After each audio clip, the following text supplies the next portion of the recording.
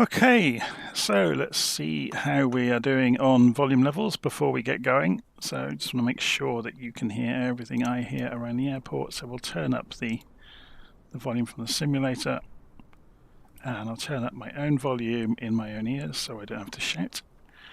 Okay, we are in Doha in Microsoft Flight Simulator, and we have the Airbus A320 from Fenix on the ground down below us. But first of all, we're going to go and have a look around Doha. So this is the premium version of Doha available from Inibuilds. I'm just going to go and make my browser window somewhat bigger. There we go. So I'm obviously monitoring the live stream on a second screen so I can see conversations happening. So we're going to go and have a look around the airfield first with the drone camera. You can see how smoggy it is. We're running SayIntentions in the background, so it's going to be providing the living world traffic, as they call it. And we'll go and have a fly around the various buildings of the airport and see what they look like.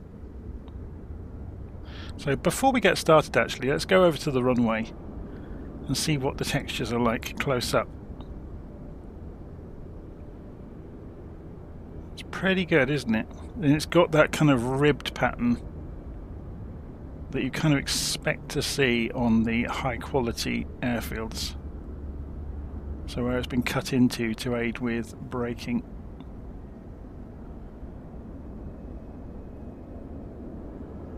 Okay, so we're going to go and have a look around some of the buildings of the airport. You can see all of these aeroplanes are being pulled in from SayIntentions. So I've turned off all of the native traffic in the simulator. It's using the database of aircraft shapes and liveries from FSLTL. So SayIntentions integrates very nicely with that. So you can see they really have gone to town with the modelling of the airport here. So this is the Qatar Airways hangars at Doha.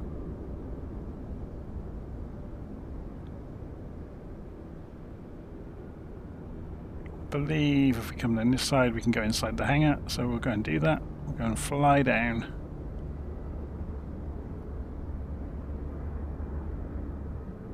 So the structures are all nicely built.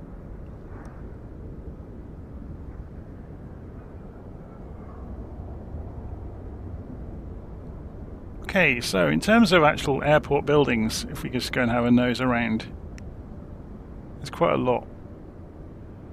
It seems to be incredibly accurately built, or that's the impression it gives. Without obviously knowing the real airport, it's difficult to say, but it gives the impression of looking exactly as you would imagine the real one does. Minus a few people milling around, of course. Cargo Animal Centre. Interesting. So if we go and have a quick look along the flight line here, there's lots of Qatar Airways planes, look. Lots and lots of them. Go over towards the middle. Got lots of cars in the car parks. Various buildings. There's an awful lot of heating units on the roof there, isn't it? Or air conditioning, I should say. And lots of these covers over parking spaces.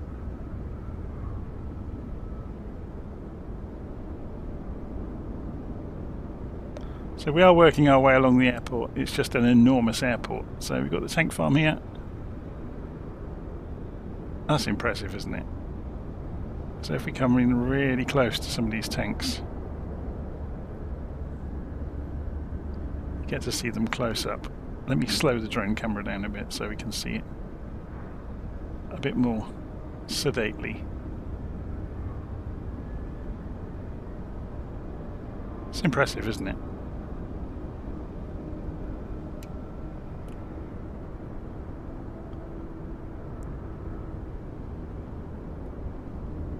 Okay, we are getting closer to the terminals, honest.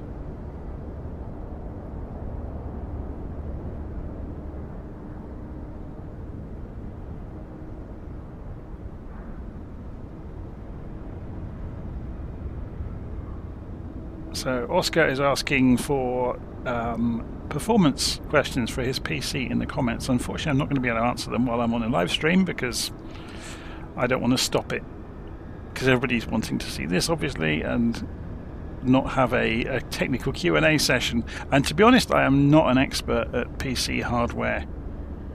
I used to be, but for the last 20 years I've been a software developer, so I've not really got too involved in hardware, or I try not to anyway.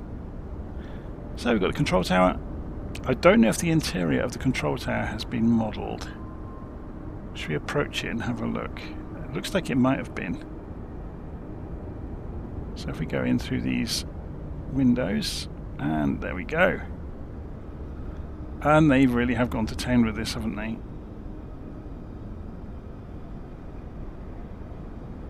Very cool.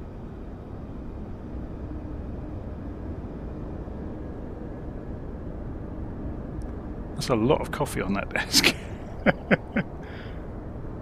And there's the coffee machine. Now, can we actually get close enough to read it? Not quite.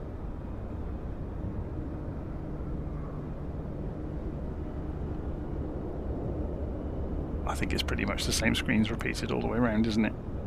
And the same figures we're probably going to see a lot of around the airport, I would imagine. But it's still very impressive.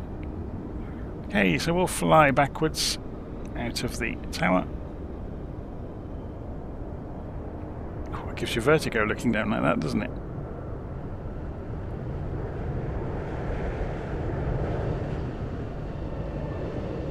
I can hear an aeroplane.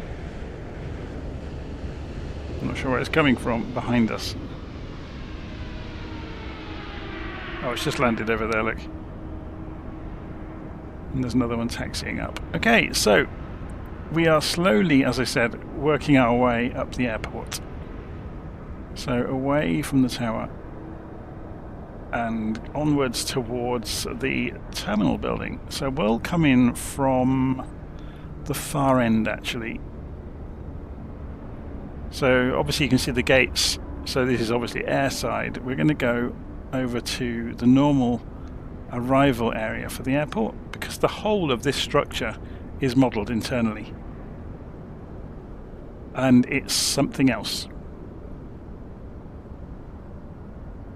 So let's go as if we were arriving into the airport by car, and we'll go and follow the roadway in.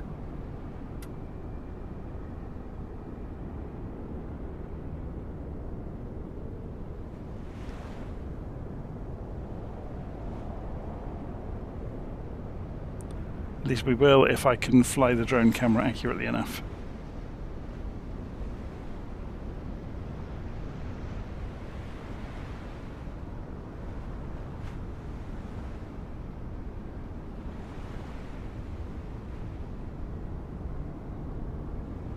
This is Doha, so Ryan's asking in the comments. We're going to fly over to Cairo. Whether I make it tonight or not, I don't know. I might do it as two separate videos. Might just do the look around Doha and then the arrival into Cairo as two separate streams, because it's quite a long flight as well. So if we fly in over some of these features to go and have a look at them, so you can see more shaded car parking over here, and this amazing glass structure for this building with water. It's got like a moat around it, hasn't it?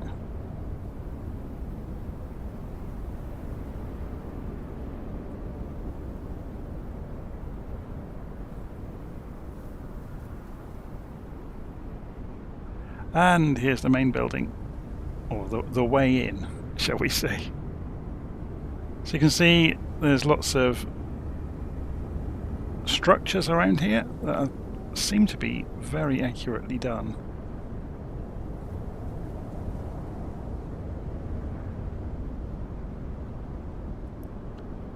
So this sculpture over here is obviously been replicated from the real world, so we're going to have a close look at it.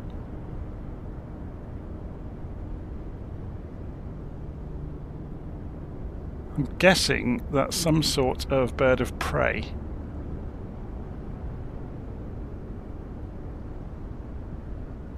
as a sculpture, obviously. So, if we come down... Oh, look at the supercars lined up outside the airport.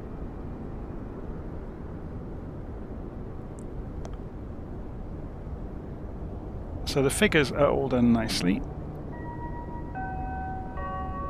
Attention please, passengers for Qatar Airways Flight 8982 Brisbane, please proceed to Gate C14 for boarding. That's crafty. So they've triggered the sounds and the internals of the airport when you come up through the heavily shaded windows. So that's how they've managed to do this without killing the frame rate. Because this is essentially a city inside the airport. And it's enormous.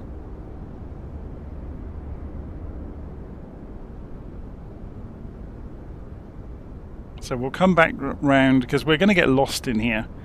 It's huge. Absolutely gigantic. We're still descending.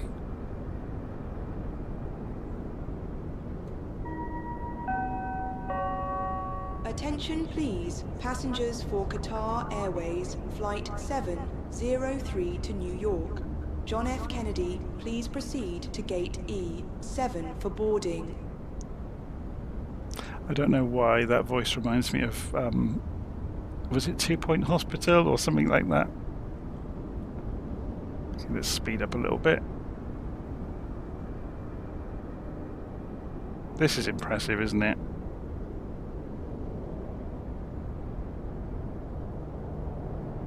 I bet architects would love to see this as like a visualization of a real world structure.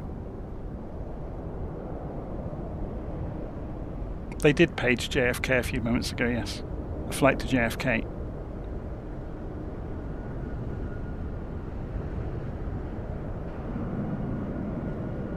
Remember, this is only one end of the building.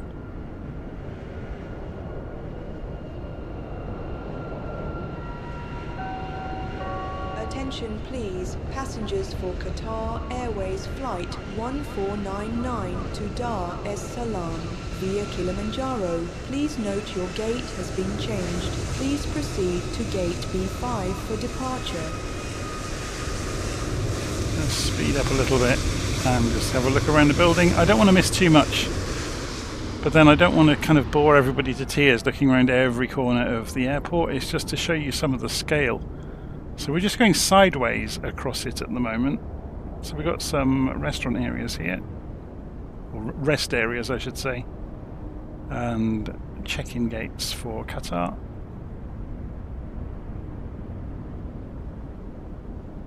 There's these really interesting little details like these booths.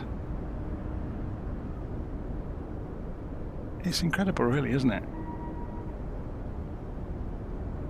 So, if we follow this through... Airways, Flight 1002 to Dubai. Please proceed to Gate A5 for boarding. So we're going to fly up through the roof and come back down again. So you can see, all we've covered so far is this little bit. It's absolutely enormous.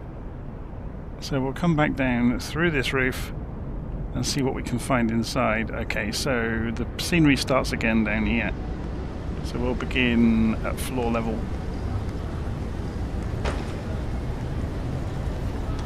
And they've put the background ambient noise in, that's wonderful.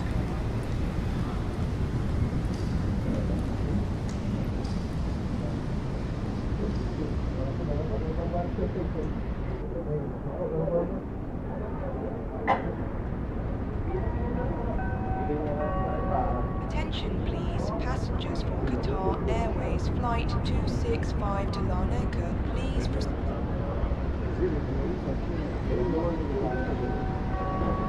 Attention please, passengers for Qatar Airways Flight 739 to Los Angeles, please proceed to Gate C12 for boarding. So there's a comment there that it would look better with slightly different weather, so I'm going to go and see if that makes a difference internally to the airport.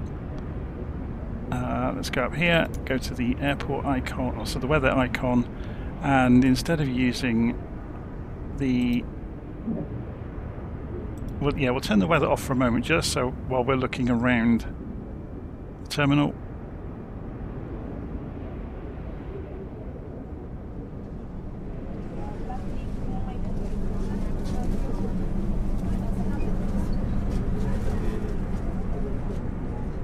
That's incredible, isn't it? Via Kilimanjaro, please note your gate has been changed. Please proceed to gate B5 for departure. So I'm going to speed the camera up and we'll pretend we're on a travelator.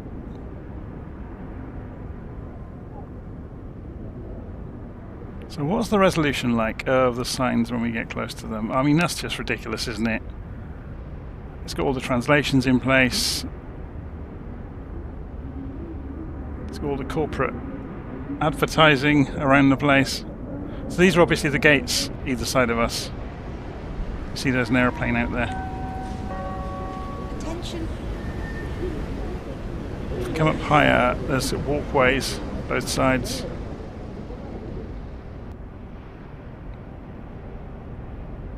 I'm presuming they're walkways.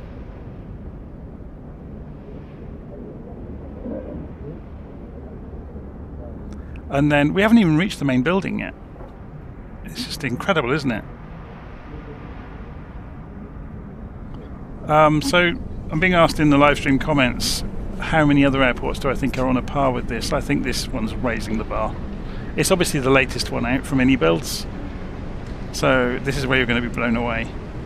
This next area in the airport. It just starts to get more and more ridiculous. In fact, we haven't even reached the part I wanted to show you yet. For Qatar Airways Flight 703 to New York. So there's John the F. monorail. Kennedy, please proceed to gate E7 for boarding. So underneath, it's pretty pedestrian.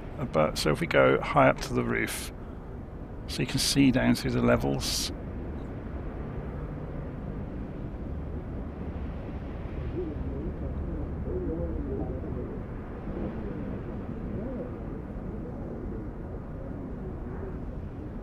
So we're just going down one side of this at the moment.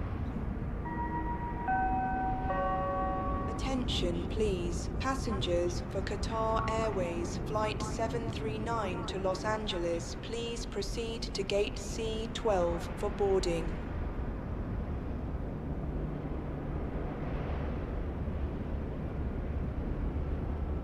Okay, so we're going to jump through the wall here.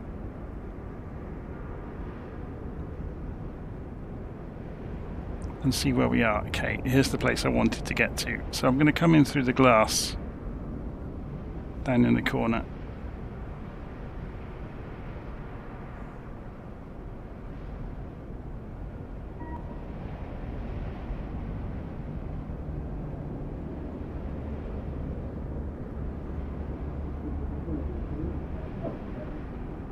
So we've got the duty free starting to appear around us, and there'll be lots more of it.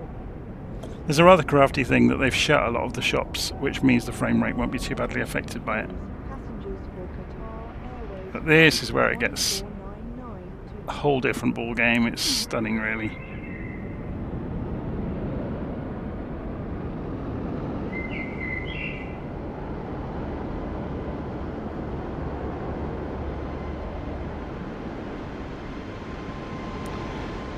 Shall we change the time of day slightly? Move the sun higher in the sky, maybe? There we go.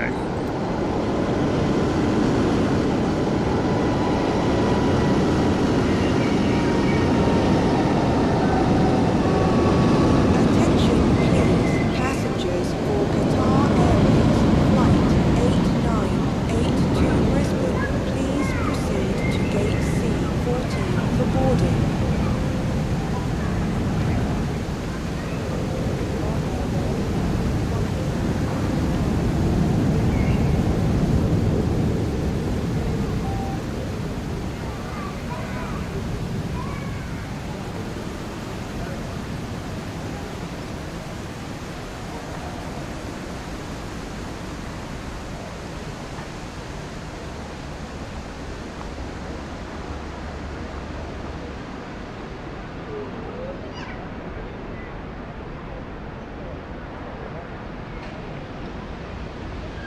It's crazy, isn't it?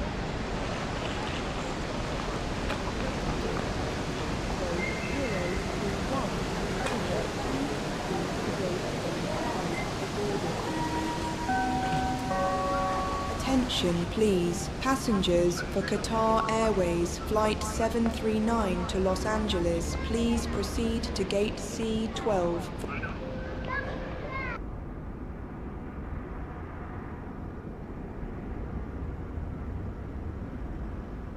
And it stretches out like this in all directions. It's absolute insanity, it really is. This is just one of the gate areas, look.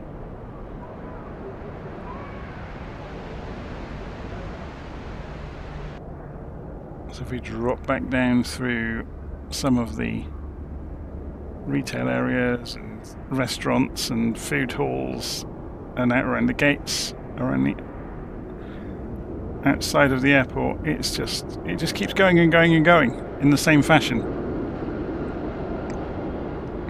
It's incredible, isn't it?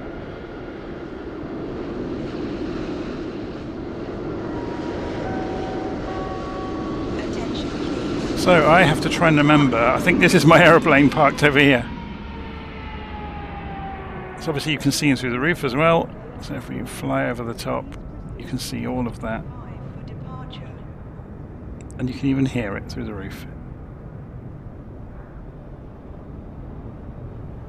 Okay, so we've had our little bit of fun looking around the airport. Let's go and have a look at the newly updated Fenix A320. It's just mad, isn't it? I mean, even this, look, the signage on the ground. I don't even want to think about how long it took to do all of this. Okay, let's go and press Shift and X and Shift and C, and the next trick. Please proceed to gate C6. Yeah. So the next trick we need to do with this. Oh, this is being a real pain.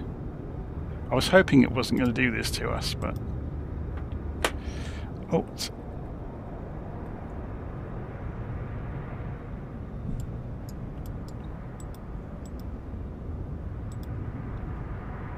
Can we open this door the normal way?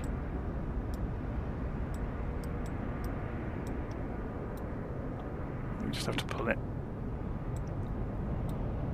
So the thing I discovered earlier, and for some reason it's gone and put us inside the cockpit, is the walk around with this aeroplane works on the stairs properly and walking around the aeroplane.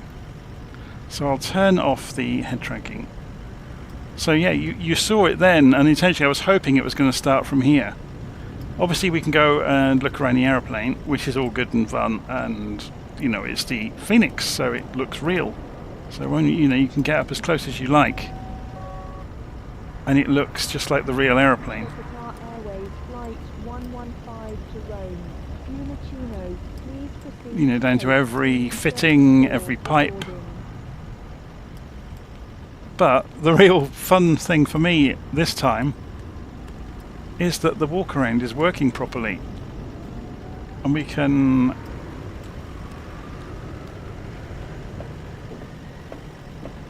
walk straight into the aeroplane. It's mad, isn't it? And come into the cockpit. Now you can see while the aeroplane's been sat here, the aeroplane's slowly going flat, so we need to be careful of that. I'll turn the power on in a moment. Well, actually, let's go and do it now. So if I press Shift and C, which puts us in the cockpit seat, yeah, it's saying that the iPad's going flat. So what we're going to do, just to get the airplane warmed up, is go and put the batteries on. And then turn the external power on. And hopefully that'll begin charging. There we go. And the tablet has started charging up.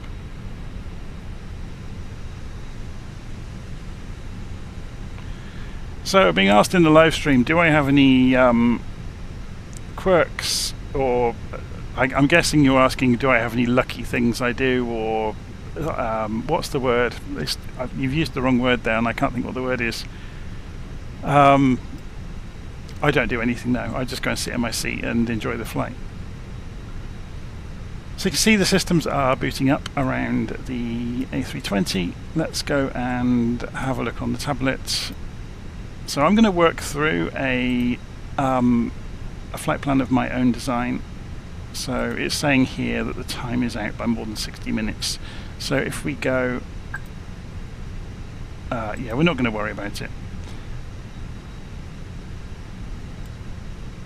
So we've pulled this in from SimBrief, and if we go ground services, we can see some of the options. So I'm going to start working through my work list. So Shift and 3 brings us to the tablet, and then in the Fenix app we will check panel states and make sure, yeah, we're on cold and dark, which is what we wanted. So then we're going to go through pre-flight. So Shift and 5, we've done the batteries already, and we've turned on the external power already. So external lights down at the bottom, we're going to go and turn the strobe to auto, and nav and logo to 1. APU master switch goes to on. Give it a few seconds and then start the APU. Turn the crew supply to on. Set the emergency exit light to armed. Set the no smoking to auto. Rotate the ADIRS switches to nav. I think I've got them set to instant alignment to save us a bit of time. And then we're going to go and program the flight with SimBrief. So we go Shift and 3 to go back to the tablet. We go into Fenix and My Flights, and we've already done the import. The reason it's showing a difference here is obviously we've influenced the time in the simulator and it doesn't like it. So let me go to Mass and Balance, select Load Aircraft, and we'll say instantly.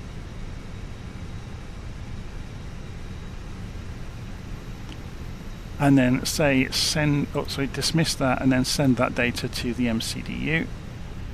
Then in the performance app, which I can't remember where it is,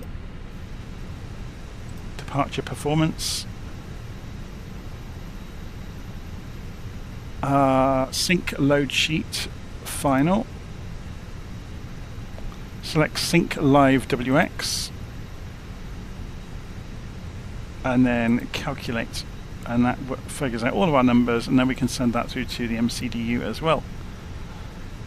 So then we can go and do the multifunction control and display unit, MCDU, so Shift and 1. So we're going to go and go into the FMGC. We're going to clear out the data, we're going to press the init button, and we're going to do an init request. Going to wait for it. Hopefully it comes back. There it comes. So that's from Doha to Cairo. Flight number, we don't really care, but we're going to put in 001. Cost index. So let's go and have a look at our SimBrief flight plan. Cost index is 5. It's a rubbish cost index. Flight level, 36,000 feet, so 360. Clear that data away. We can go and do we need to do? We can do the wind request, can't we? So let's go and do a wind request. Go and fetch the data. Give it a few seconds. There it comes, and then return. I think the RS initialization is all done, which is fine. Okay, so we've covered off those bits. So calculate the fuel prediction. So press the init button and then go sideways and then do fuel planning. Wait for a few seconds for it. Confirm block. And then go back to the flight plan button and we can go and do the departure. So we're going to select Doha and departure. We'll go and check our flight plan. So we're runway 16 left and Tulu 1 Mike. So 16 left and Tulu 1 Mike. Insert that into our flight plan, clear that message out so we can see if anything else comes up. And then we'll go and do the destination arrival while we're here as well. So we're going to be doing, or we're planning to do, direct into Heka 23 left. So we're not doing a star by the look of it. So 23 ILS 23 left. Insert. So then we can scroll through and see. I'm pretty sure there'll be a discontinuity because we're direct in. We're about to find out. It's a long old route, isn't it? There it is. So that's the beginning of the approach. So we will go and just clear that discontinuity, insert the change into the flight plan, and we should be good to go. So after programming the flight, Shift and 7 brings us up to the Flight Management Guidance Computer, or FMGC. Set the QNH on the altimeter, so I press comma, and that will do it for us. Looks like it's... oh, we've got the weather turned off, haven't we? Should we put the weather back on? We want live weather. We're not going to do real time though. And we'll press comma again. Now I wonder where that got its weather from. But leave it as it is for the moment.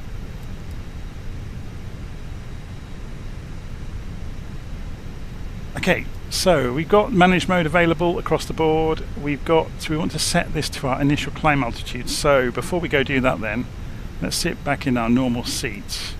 Let's pull up SayIntentions, pull up clearance, and go talk to clearance at Doha. Clearance virtual 001, requesting clearance to Cairo. Now I haven't told them information. I should have really done that. Kind of doing this a little bit ad hoc. I'll have your clearance in just a second.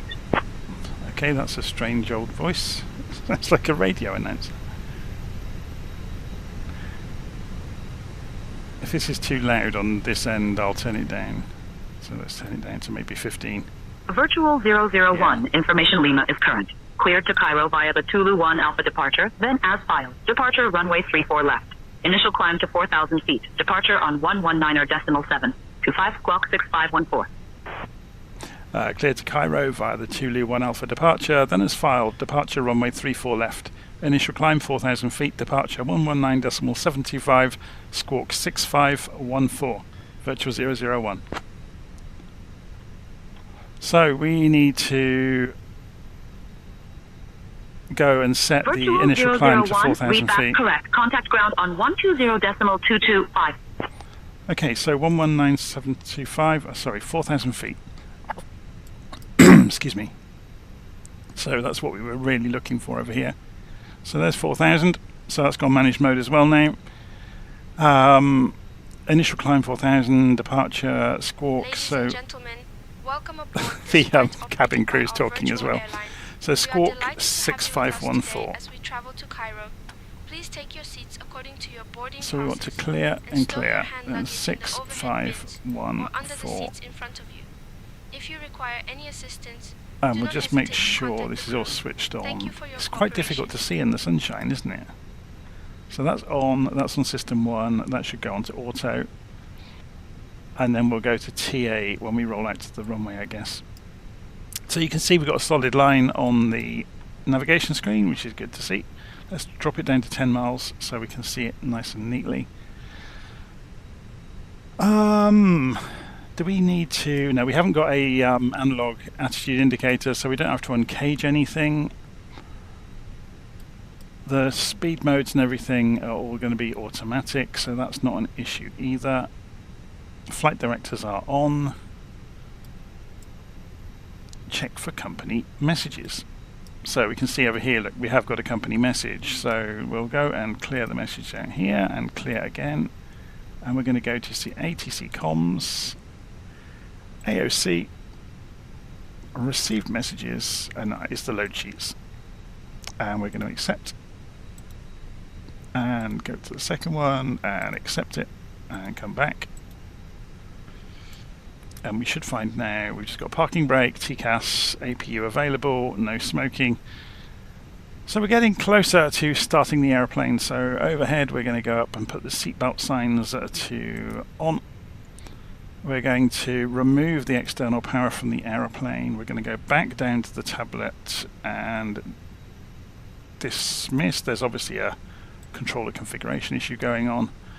Shouldn't be a big problem, but we'll see.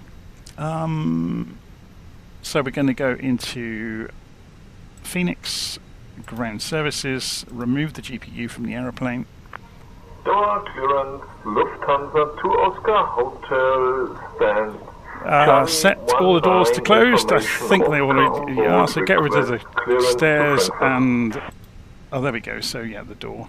Do we get an animation of that happening? Lufthansa to Oscar Hotel. Hello, stand Charlie 19. Information Oscar on board. Request clearance to Frankfurt. I'll grab that clearance. Give me just a minute. So how do we get rid of the air stairs? Lufthansa to Oscar Hotel cleared to Frankfurt via the Tulu 1 Whiskey departure. I might have to turn him down a bit. Departure runway 34 It's a bit shouty, isn't he? Initial climb 5000.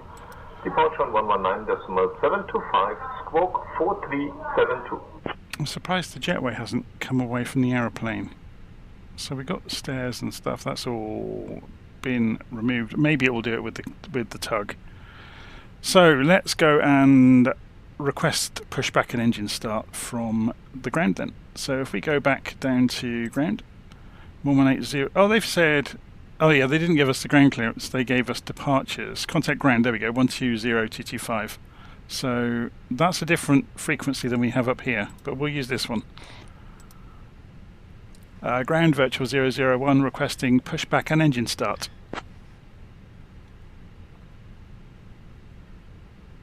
So we need to go into SimBrief and import the flight. Virtual 001, pushback and engine start approved. Face west. Pushback and engine start approved, face west, virtual 001. So we need to face that way, which is interesting. So which runway were we taking off from? Let's get our bearings here. So runway 16 left. So why would they want us facing west when we're going to 16 left? Maybe that's the easy way. I don't know. Okay, so we'll start the pushback procedure. And so I've clicked start. Does that do anything inside the aeroplane, or do I just need to press anything else? Oh, I have to connect the tug first. That would help, wouldn't it?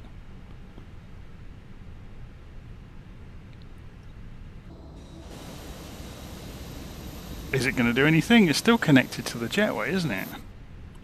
Let's see if I press Alt and P and see what happens. Okay, that triggered it.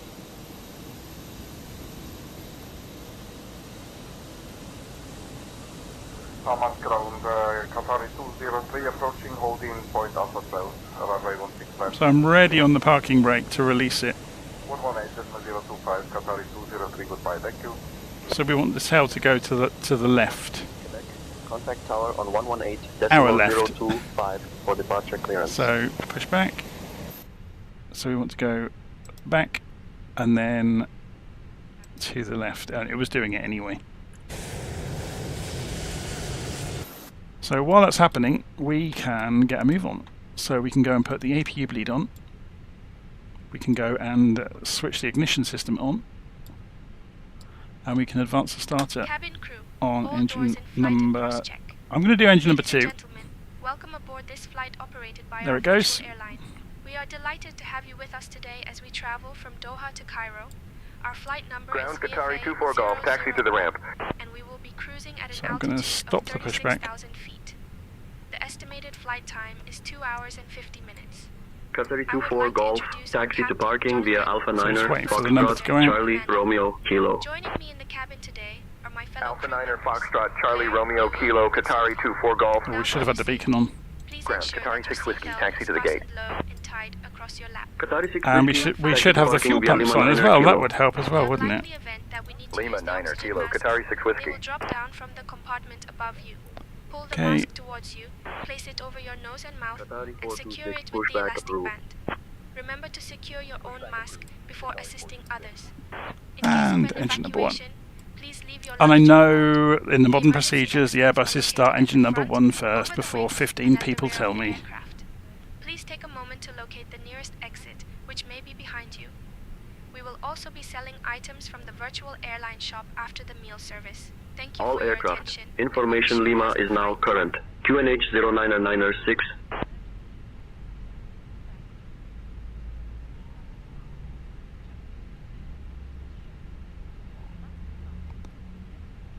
Okay, so coming back down, we're going to go and put the predictive wind shear on. So some of this has changed. Interesting. So there's the PWS. We're going to go and turn on the ground spoilers, put the flaps to takeoff. Ready to taxi. Qatari 426, taxi to runway 34 right via Echo 1, Charlie. Switch. 34 right via Echo 1, Charlie, Qatari 426. Big ground, Emirates 2901. What is tower frequency? Emirates 2901. Contact tower. Okay, on so now the engines are running. We don't need APU 118.025. bleed anymore, and the APU can come off. 118.025, Emirates 2901. Taxi lights go to taxi. 118.025, Emirates 2901. And we can request taxi. So let's go and have a look at the airport map before we go and call the ground again. So we're talking to ground, aren't we? Qatari. Oh, we had a different frequency, didn't we? Contact ground 120225. Okay, so ground, virtual 001, requesting taxi, runway 16 left. They're going to ask us to double back, aren't they?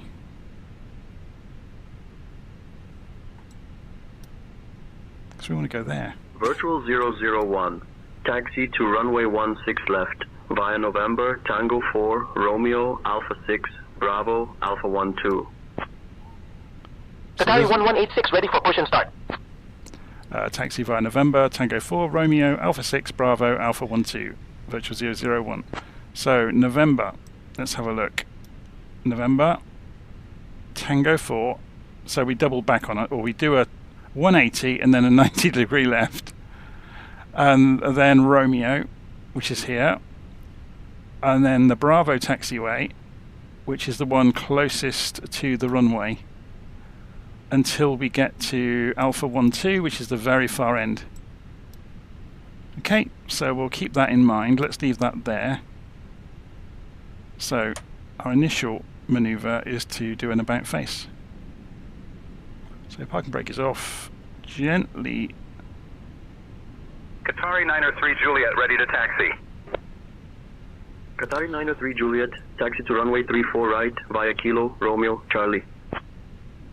34 right via Kilo Romeo Charlie Qatari 903 Juliet.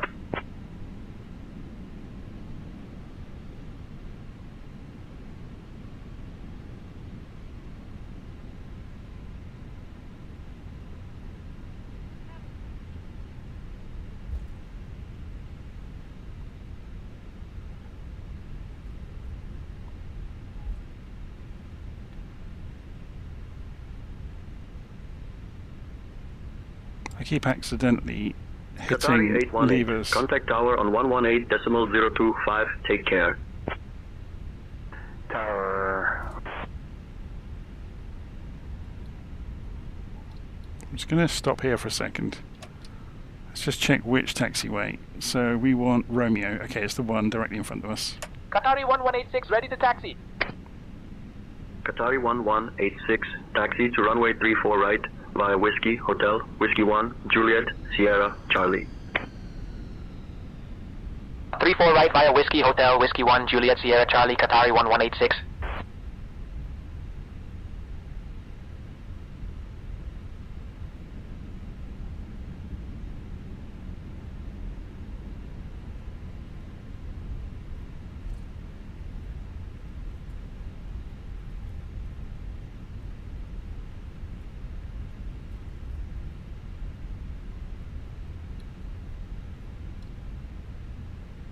Is he coming straight towards us? That's rather clever.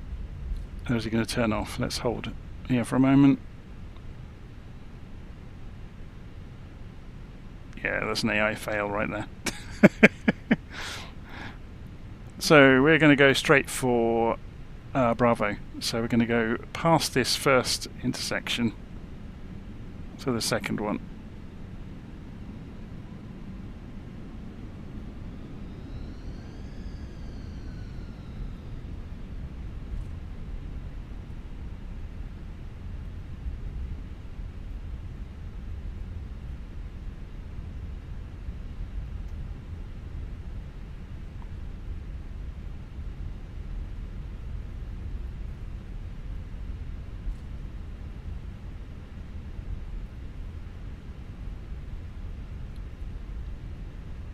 Whoa, that's the runway.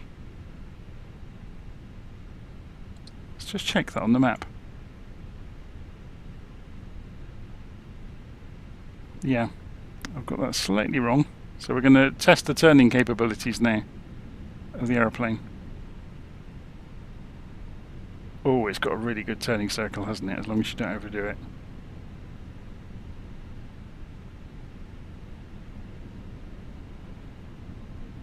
So that's my bad for not reading the signs properly.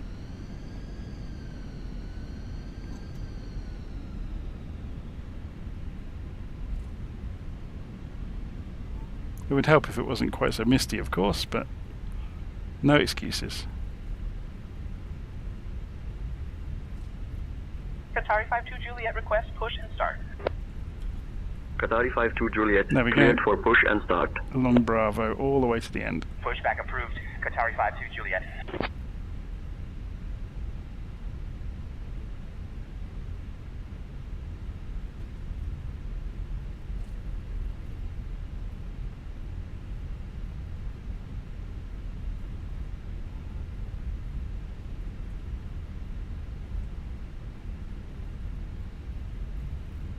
Let's have a look at this from outside.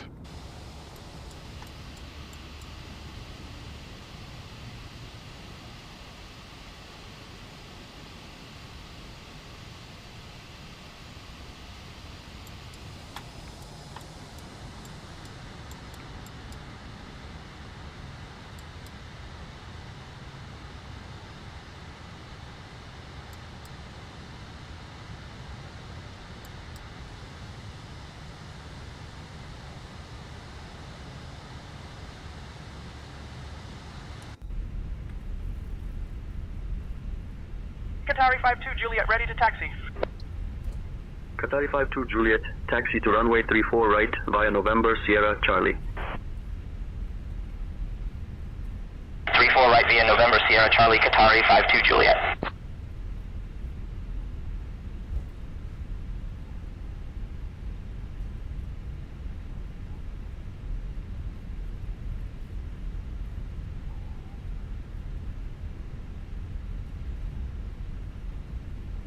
Okay, we're nearly there.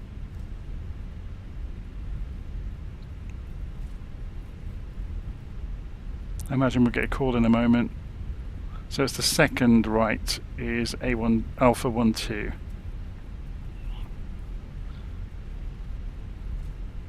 Not that there's any other traffic around, would mind if we came in on the earlier intersection, but here we are. Just following instructions.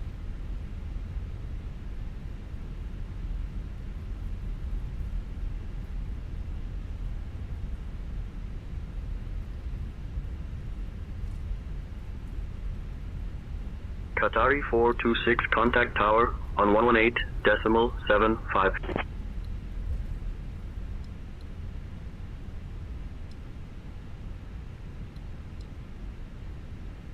Virtual 001, contact tower on 118.025. Hamad ground Qatari 955, request taxi to Alpha 4. Contacting ground tower 118.025, virtual 001. Tower virtual 001, holding short runway 16 left.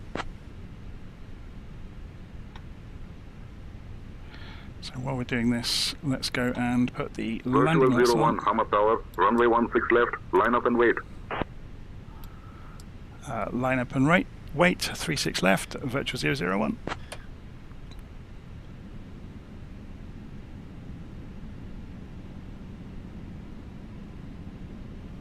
Virtual 001, line up and wait, runway 16 left. Virtual 001, runway 16 left, winds calm, cleared for takeoff. Cleared for takeoff, runway 16 left, virtual 001. I'm just looking, I can't remember. Do you have to have strobes on the Airbus? Just checking through the end of my checklist to see what I've forgotten. Lined up on the runway, so auto brakes need to go to max. We've already done the ground spoilers. We've done the landing lights. We've done the nose lights. We can put this back on the flight plan page. And we go and put TCAS onto T8 mode.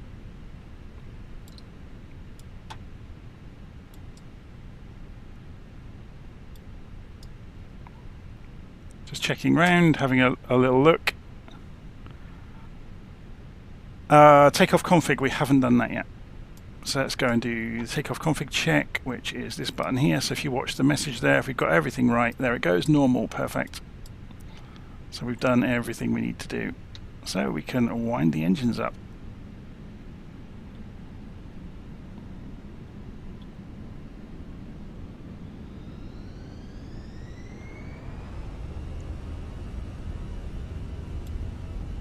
Move the view slightly. So we're monitoring the centre line and the indicated airspeed ribbon, looking for the rotate speed to come through.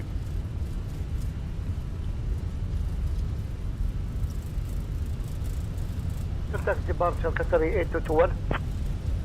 Qatari 8221, contact departure on 121.1. Contact departure 121.1, thank you. Gear up.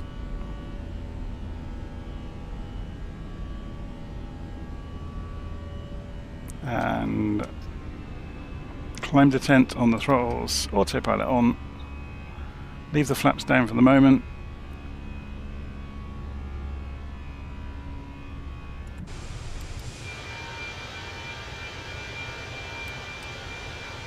Virtual 001, contact departure.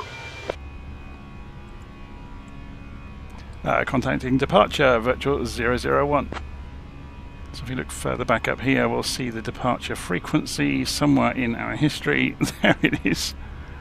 Departures, virtual 001.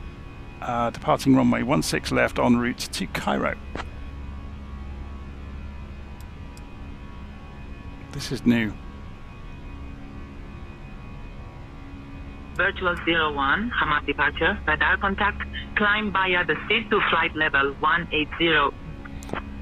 Climbing via the SID to flight level 180, virtual 001.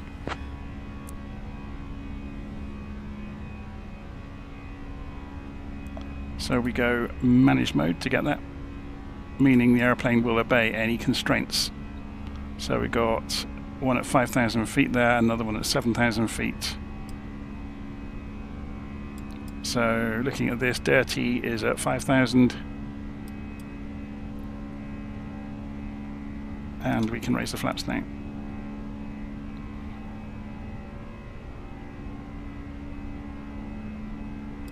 Ground spoilers don't need to be armed anymore.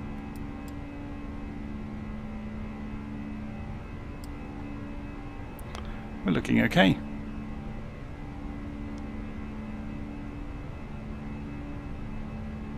So the auto throttles should come back off to hold to 50 knots. Cleared for the RNAV runway, 34 right approach.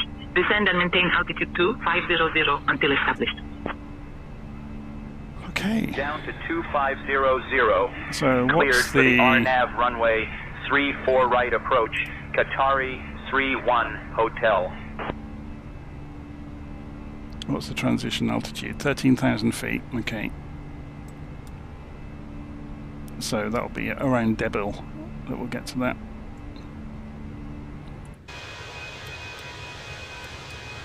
God, look at that smog, or fog, smog, mist, whatever it is.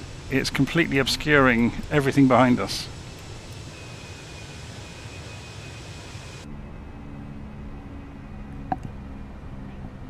So aeroplane is banking left. Apparently there's some serious work has gone into the flight modelling to make the aeroplane feel much more like the real Airbus, and they've based that on analysis of tens of thousands of real world flights. Climb and maintain 11 on 1000.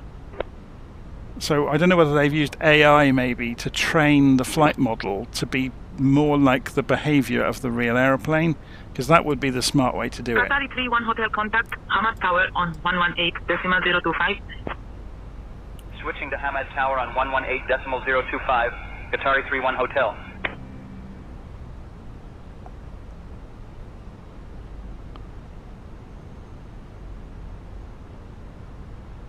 So it was interesting that the instruction we got there from ATC was climb via the SID. In other words, obey the constraints.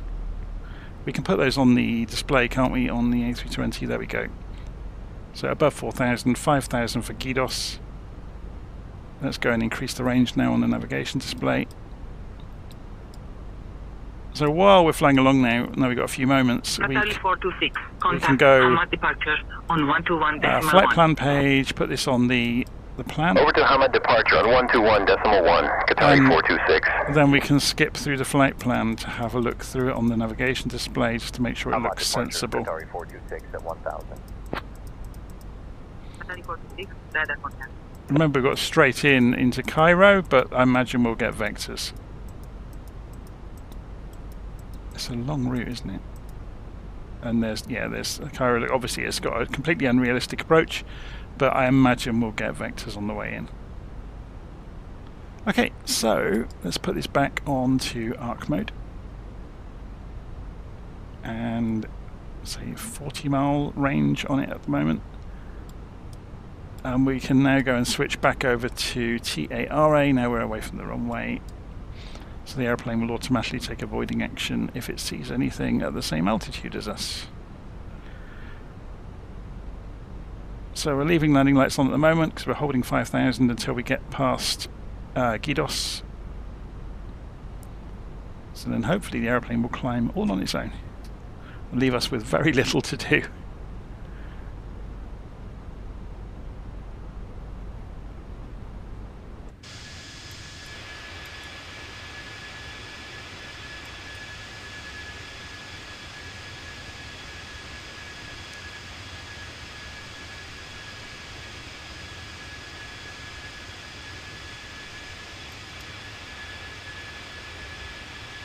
Really nicely modelled, isn't it?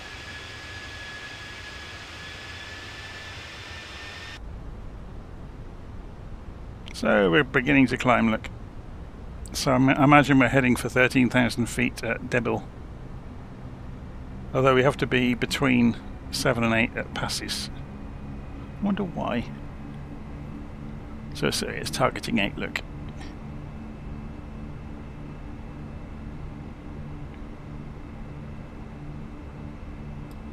So, is there anything else we need to take care of? 864, contact Bahrain, Central Low Center on 122.3. It helps if you turn the ignition back to norm. Then you get the basic status display. Switching to Bahrain Central Low Center on 122.3, Sky Dubai 864. It's been a while since I've flown the A320. There's some, little procedural things you forget if you don't do it day in, day out. Or I forget, I should say. I'll take full responsibility. So let's go and have a look in the tablet and see how some of this stuff works. So, that's awesome. It's a shame it doesn't show the flight plan superimposed. It has got a plan, but it doesn't absolutely agree with what we're doing. Oh, it does. It was rendering it incorrectly, wasn't it? Now it's drawing it correctly. Awesome. That's really good. So you get the option here between having the flight simulator map or the Navigraph map. I wonder, that didn't update though, did it? So I wonder what causes it to render Because that's the Navigraph data. I wonder if you have to click reset to make it do it. Should we try it? Nope. But usually these sectors are a sign of it being Navigraph. Anyway. Climbing. So as we go through 10,000 feet we'll turn the landing lights off, and then 13,000 feet we'll go and switch the QNH over to standard barometric pressure.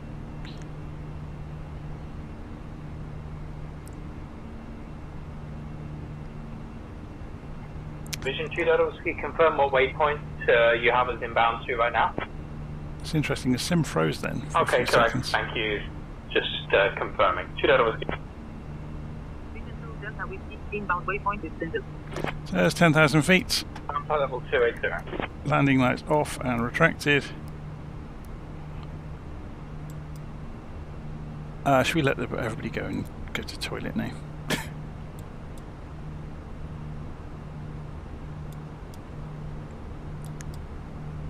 Dear guests, we have just reached a safe altitude and you are now permitted to use your electronic devices. Please ensure that they are set to airplane mode. Also, our onboard Wi-Fi service is available for your convenience. After the meal service, we will be offering items from the virtual airline shop. Thank you for your attention. There we go. Doha radar, Qatari 102, flight level 150. Okay, so I'm going to ask our intrepid co-pilot, who is invisible at the moment, to take over radio comms during the flight, so I can go and do other things for a bit. You're welcome to watch along, but it's going to be a while until we arrive in Cairo. And I don't fancy sitting here for several hours doing the transfers, so I can ask the co-pilot. And SayIntentions will provide us the co-pilot to do that. So, hi Amanda, can you take over radio comms for the rest of the flight, please?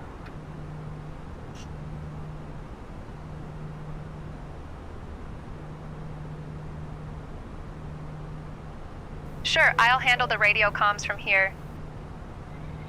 So when they ask us for transfers between different sectors, she will take over doing that and tuning in the comm frequencies and answering them back. So we don't have to do it. We can actually get her to run through the checklists with us at the start. Something else I always forget to do is go and set the chronometer. Switching to Doha Center on 132.975, Egypt Air 915. Except we want it in minutes really, don't we? It's going to be a bit wrong doing that. But anyway. So we can use a second screen over here. So if we go FMGC and we could go... On approach, Qatari 61 Alpha, flight level 070. What would make sense? A progress screen maybe? 61 Alpha, radar contact. So this is estimating Heka at 1557 hours. Egypt Air 905 contact. Doha Center on 132.9 on 7. Our current time is... Over to Doha Center on 132.975, Egypt Air 905. 2.5 hours, about 1 AM for my time. Departure, good morning, Qatar 61 Romeo. So maybe we will let it carry on all the way. So we've gone through 13,000 feet a little while ago, look, so let's go full standard. Doha departure, radar both contact. sides. Climb via the seat to flight level 180. Climb via the seat to flight level 180, Qatar 61 Romeo. So we'll get clearance again in a moment up to a higher altitude, I would imagine. So we need to be, yeah, above 160 Patom, so we'll get another climb clearance very soon, I would imagine. Let's increase the range.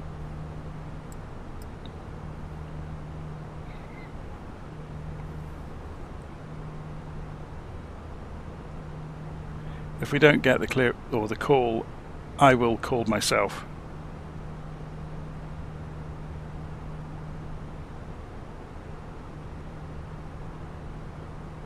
Virtual 001, There climb we go. flight level 350.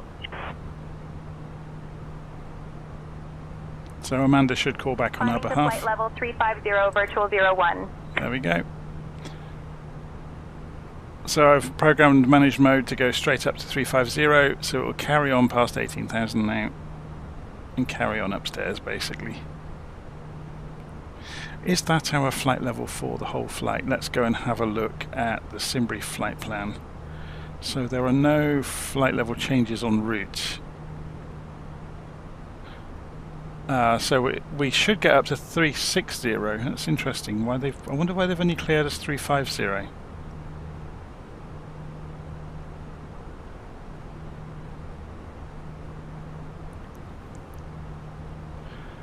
So Miss Callie is saying, which is the harder to fly, the A330 or the 320? The A330, because it's heavier, more momentum, bigger.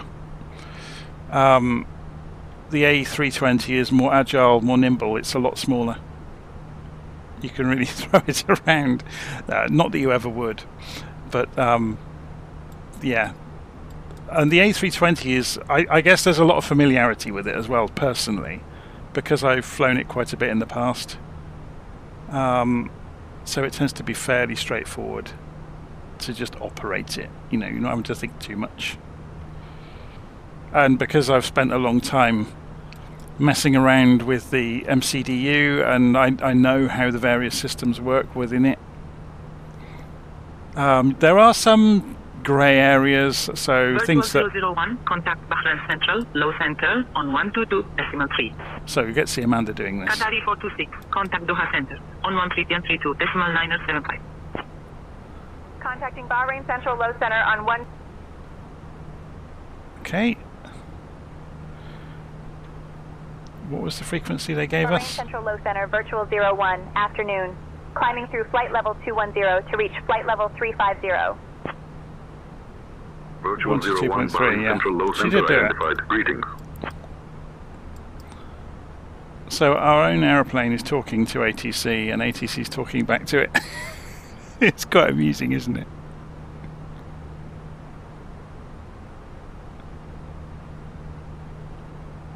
Okay, so we've got a bit of a wait now. Should we go request clearance straight up to 360? It's Bahrain Centre, wasn't it? We're talking to, yeah. Bahrain Centre, virtual 001, requesting climb to flight level 360. Virtual 01, Bahrain Central, low center, climb flight level 360. Climbing flight level 360, virtual 001. Climbing to flight level 360, virtual 01. So Amanda takes no notice of us talking. That's rather clever. That's something that SayIntentions could obviously improve, isn't it? I mean, okay, I've told her that she can do the radio comms, but now she's doing it regardless. The 330 has a lot more range, yes, but that doesn't mean it's easier to fly. No, it's just familiarity, and as I said, so if you are the sort of person that plans ahead and gets things stabilised on approach and all the rest of it, then the 330 is very similar to the 320 to fly.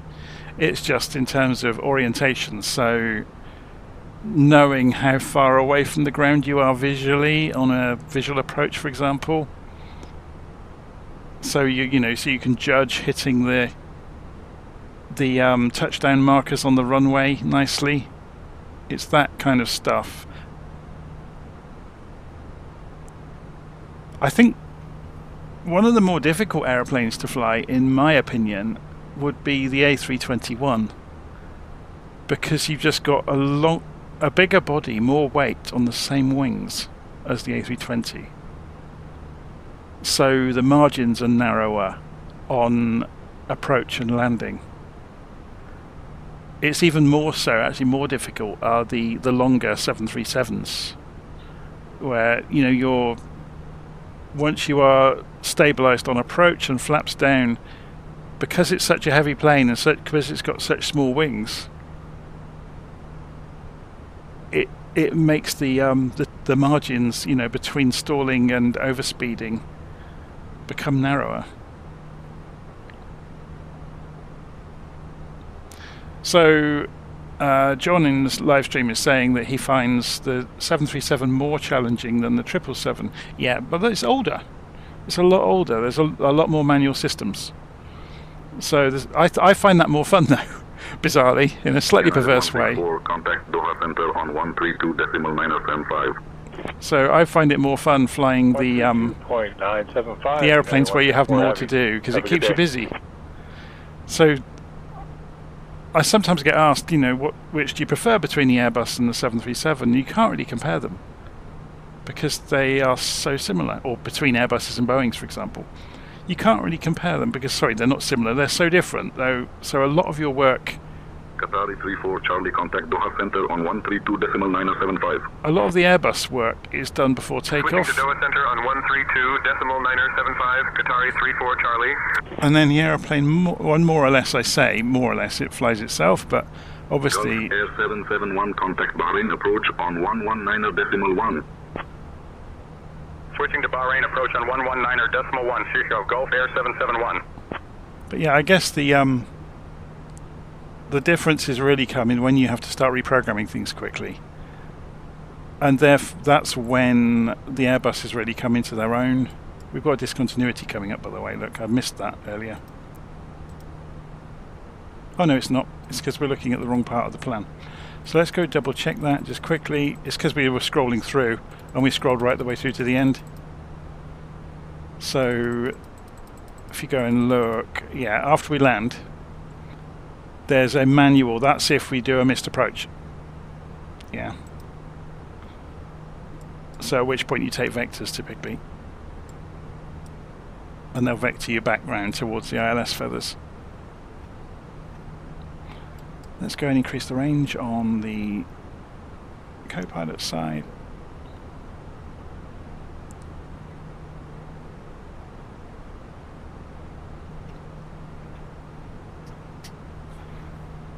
Okay, we don't really have much to do for the next couple of hours.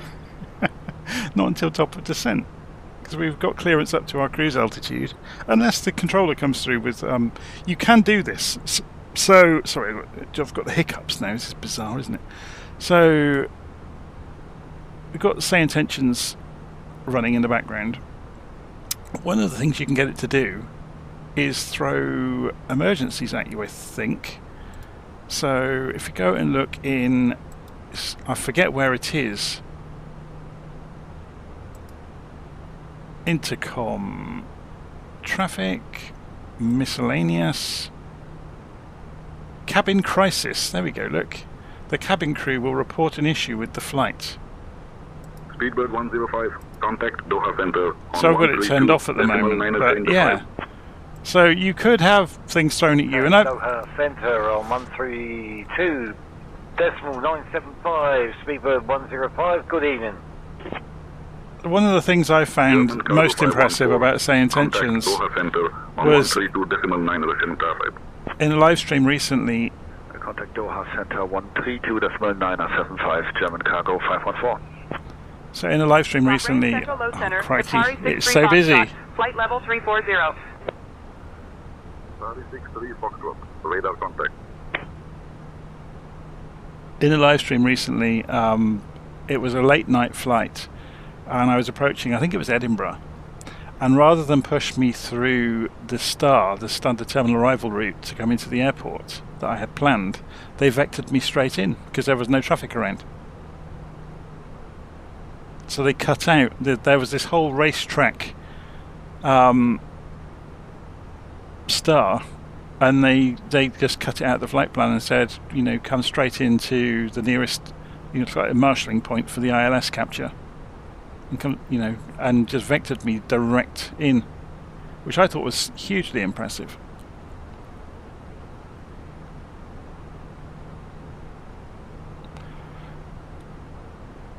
Okay, so we don't really have a lot to do for the next little while. So what I'm going to do is put a little nav map up so people can see it. Let me get the simulator, then little nav map. If we put this on... I'll turn the AI aircraft off. Yeah, I'm wondering if we do this tonight or not, because this is going to be sat up here for a couple of hours just chugging its way across Saudi Arabia with very little to listen to or see. I mean, we could accelerate time in the aeroplane. I think that will work, actually. Does the Fenix let us do this? I know it will do it with the Inibuilds A320. can we do accelerated time safely? And normally, if they support it, they'll do it until top of descent. I don't think it will because it's more accurate. We've got a delay allocation card here. This is going to have the biggest numbers on it ever, isn't it? Should we go and put this in? We want the code to be... Has it come up with a message about it, by the way? No, not yet. So we did a... How would you detail that we didn't take off at the appropriate time? MISC other. OTH. We'll get a message later to go and file number of minutes that were different than our flight plan, because we manipulated time, obviously.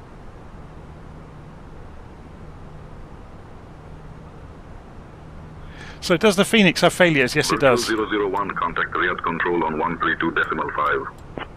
So we've got Amanda doing the comms, so we'd have to do that. Flight level 180.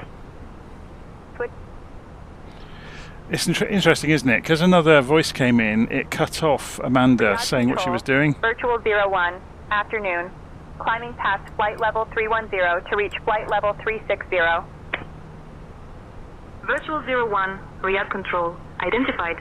Good afternoon. Emirates 906, contact Bahrain Central Low Center on 122.3. Okay, let's increase the range out again. Bahrain Center 122.3, Emirates 96.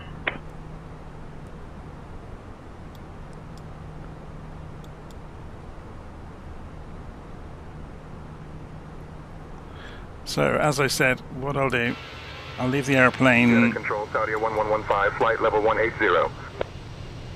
Saudi 1115, radar contact.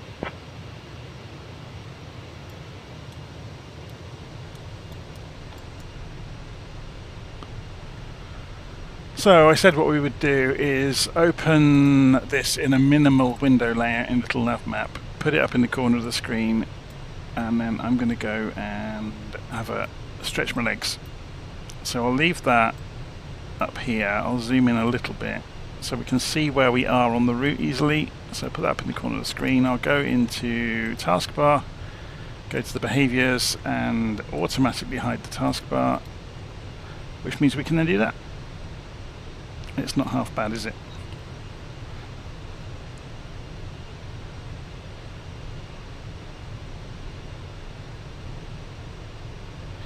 That looks strangely like... Oh, it's an optical illusion. I thought the spoilers were cracked open. Interesting. So I'm going to leave it like that for the moment. And then I'm going to go and have a bit of a break. Yeah, this part of the world is incredibly flat, so the desert out across Saudi Arabia. Although you say that, we're at high altitude. These dunes you can see down here would be difficult to walk up and down.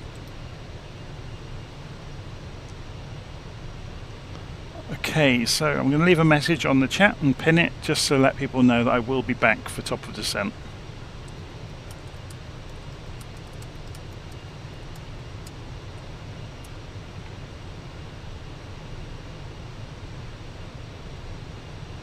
Feel free to chat amongst yourselves in the chat if you are watching along, if you're busy at work or whatever it is and you've got this on in the background.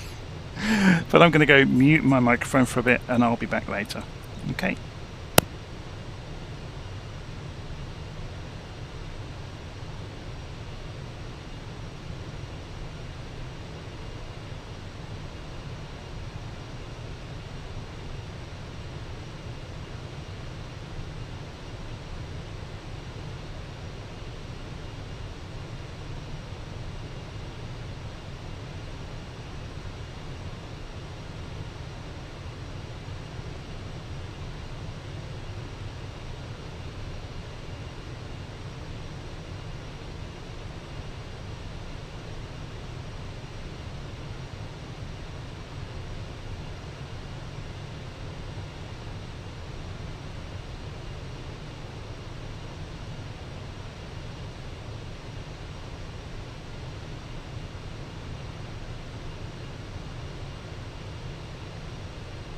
Riyadh Control, Qatari 76 Quebec, flight level 360. Qatari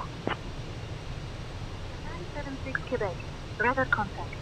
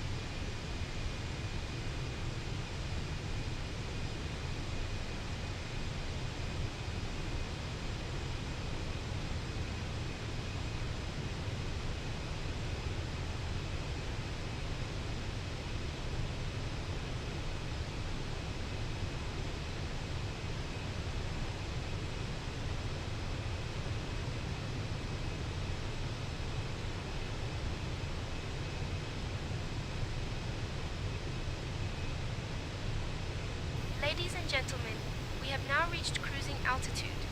We will begin our snack and drink service shortly. I highly recommend our delicious chicken salad and the refreshing fruit juice available today. After the service, we will also have items from the virtual airline shop for you to purchase. Thank you for your attention.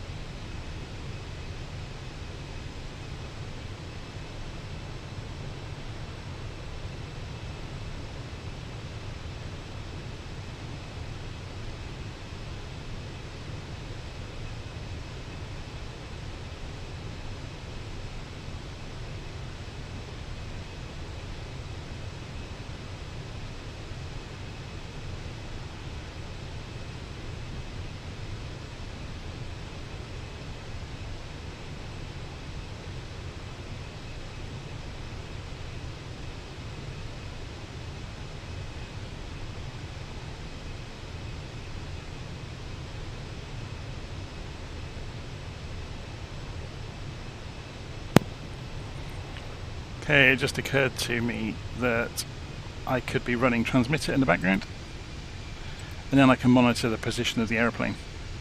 So add-ons, transmitter, disconnect. Oh, I've got the right flight number already actually, so connect and minimize, and that means then from the other room, while I go and relax for a bit until we have to do the business end of the flight, I can look at transmitter.virtualflight.online, and I can open the radar display and I can see where I am.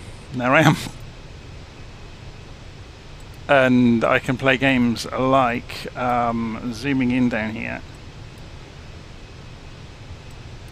and doing a distance measurement or a radius measurement.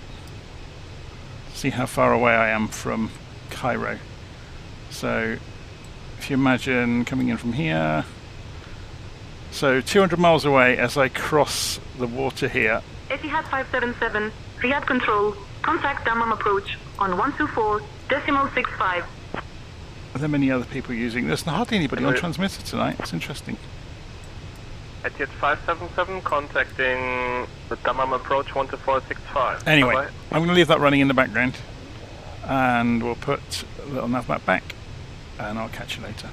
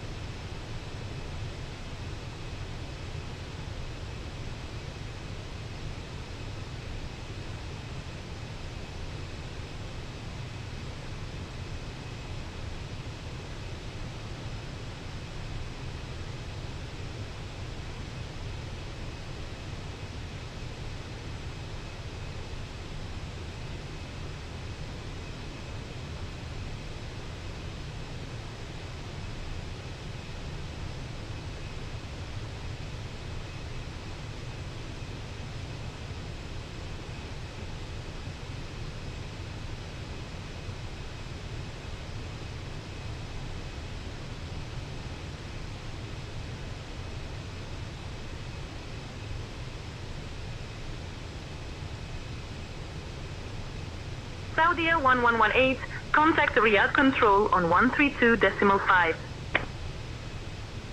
Over to Riyadh Control on 132.5, Saudi 1118. Riyadh Control, Saudi 1118, flight level 180. Saudi 1118, radar contact.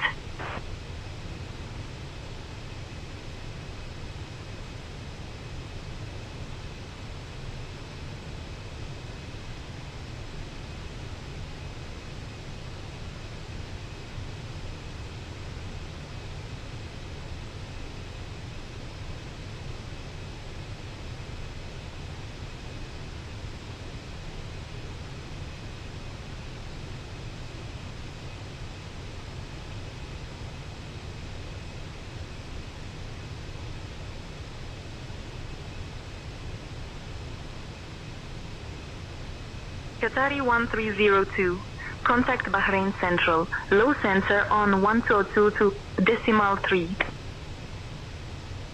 Contact Bahrain Central on 122.3, Qatari 1302. 112.3, 122.3, Emirates 103. Emirates 109er, contact Bahrain Central, low center on 122.3.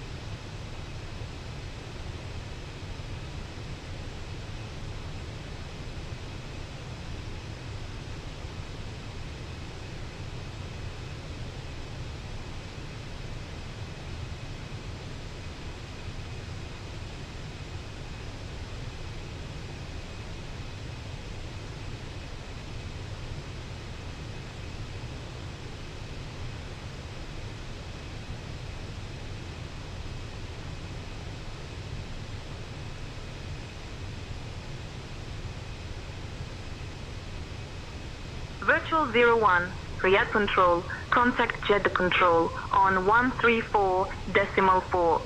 And Sase. Contacting Jeddah Control on 134.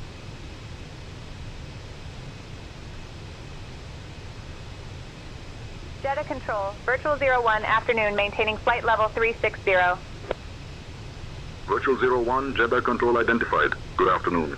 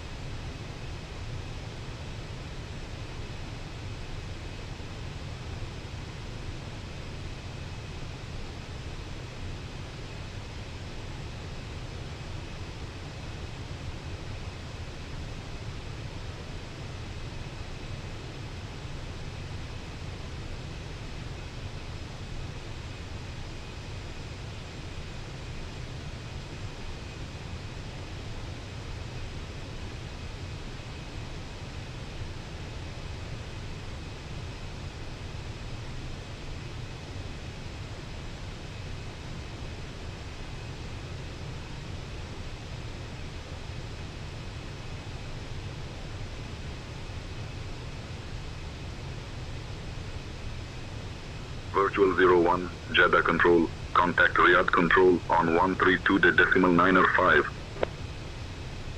Contacting Riyadh Control on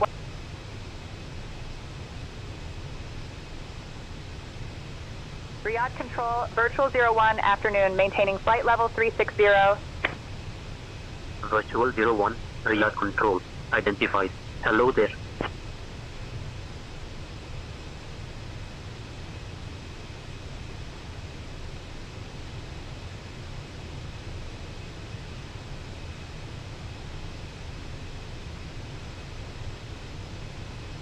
Jeddah Control, Egypt Air 915, flight level 390.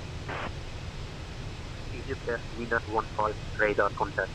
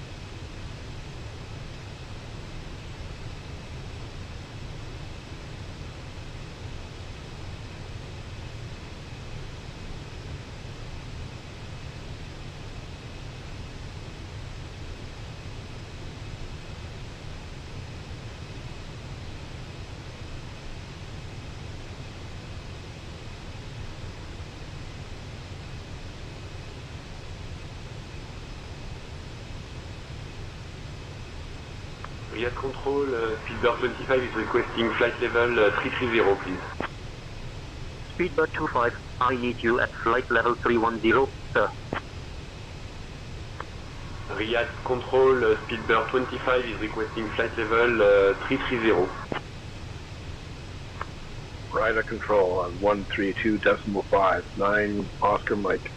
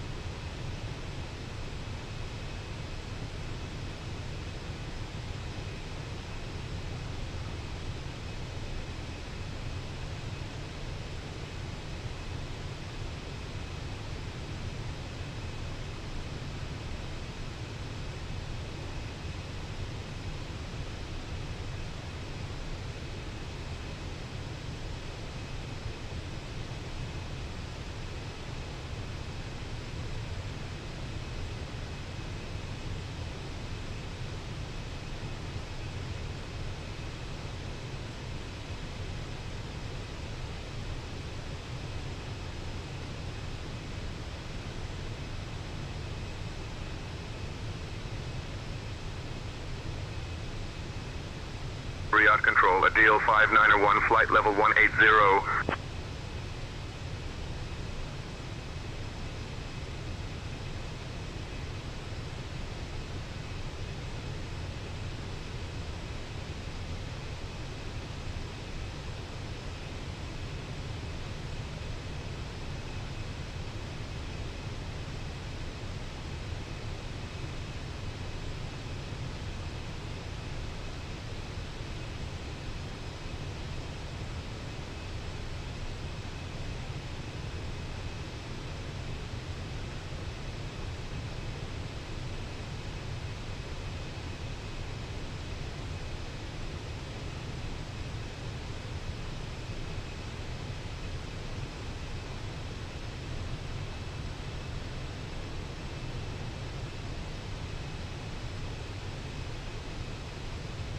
Deal 591, radar contact.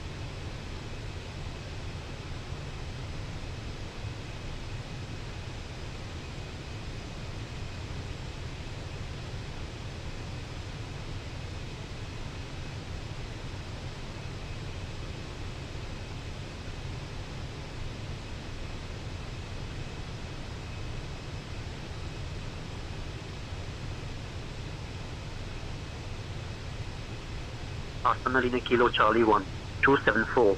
Contact rear control on 127.75. Contact rear control on 17.75. Line 17. Rear control A320 Heavy Golf Sierra Tango Alpha Charlie, flight level 350. 320 Golf Sierra Tango Alpha Charlie, rear control identified. Good afternoon.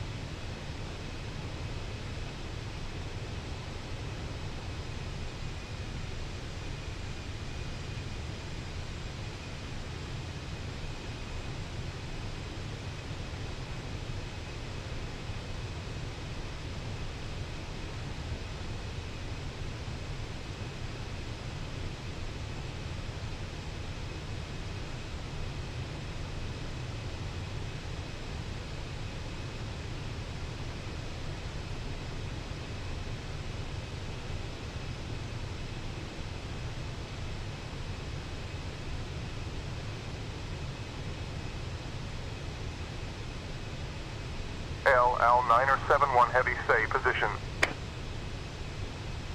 Al 971 Heavy, 18 miles from Alpha, it's flight level 330.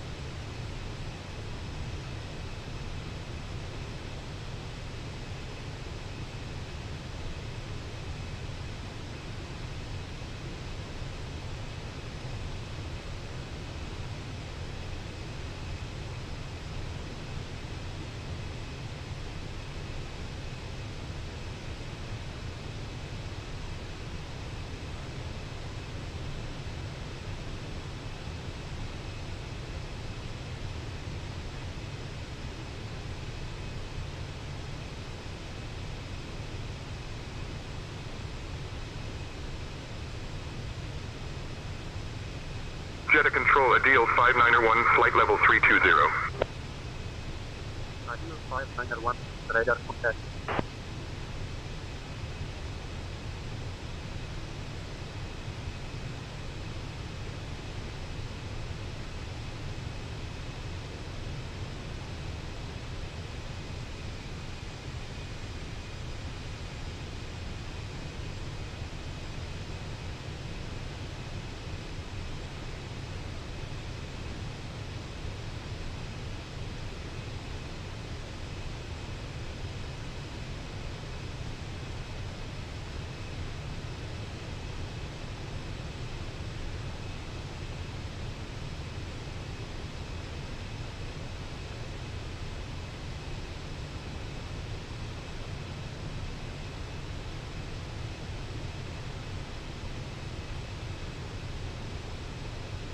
Alkia 1161, Riyadh Control, contact Jeddah Control on 134.4. Contact 134.4, Alkia 1161. Riyadh Control, hello, Idiot 598, maintaining flight level 390. Etihad 598, Riyadh Control identified. Good afternoon.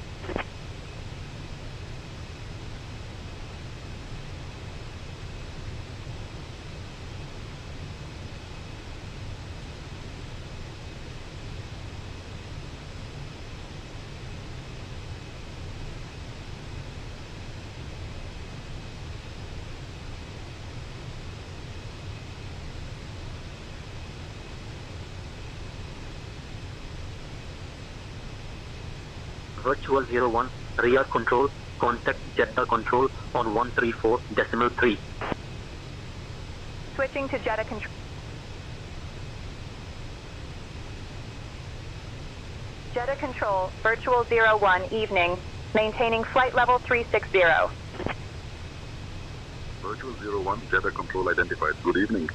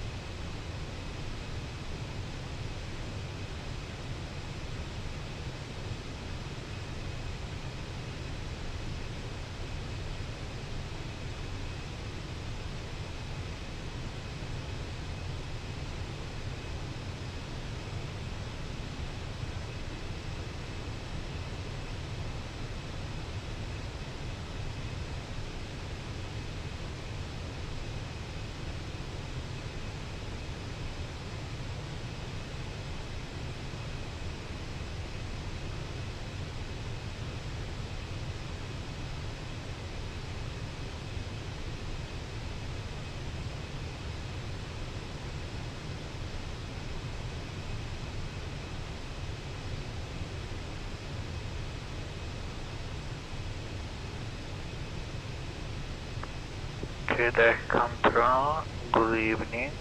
Qatari 402 at flight level 400 and inbound Al Cairo. Qatari 402, Jeddah Control identified. Good evening. Jeddah Control, good afternoon. Qatari 1305 with you at flight level 390. Qatari 1305, Jeddah Control identified. Greetings.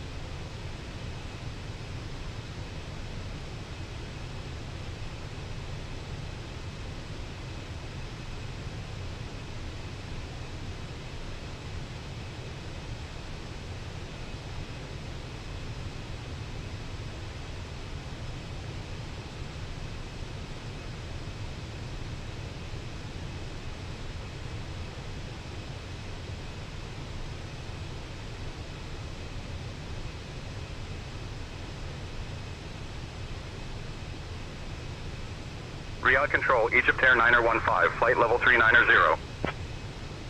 Egypt Air 9015, radar contact.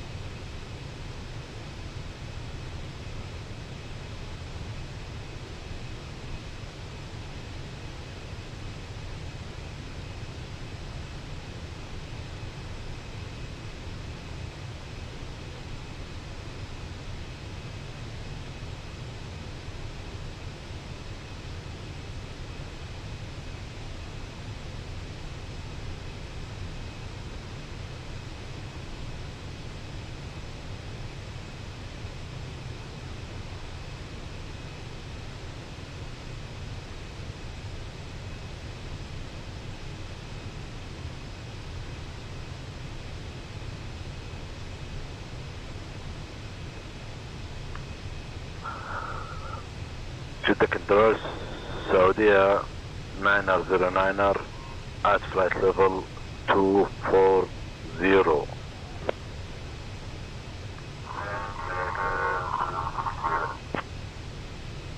Saudi 909er.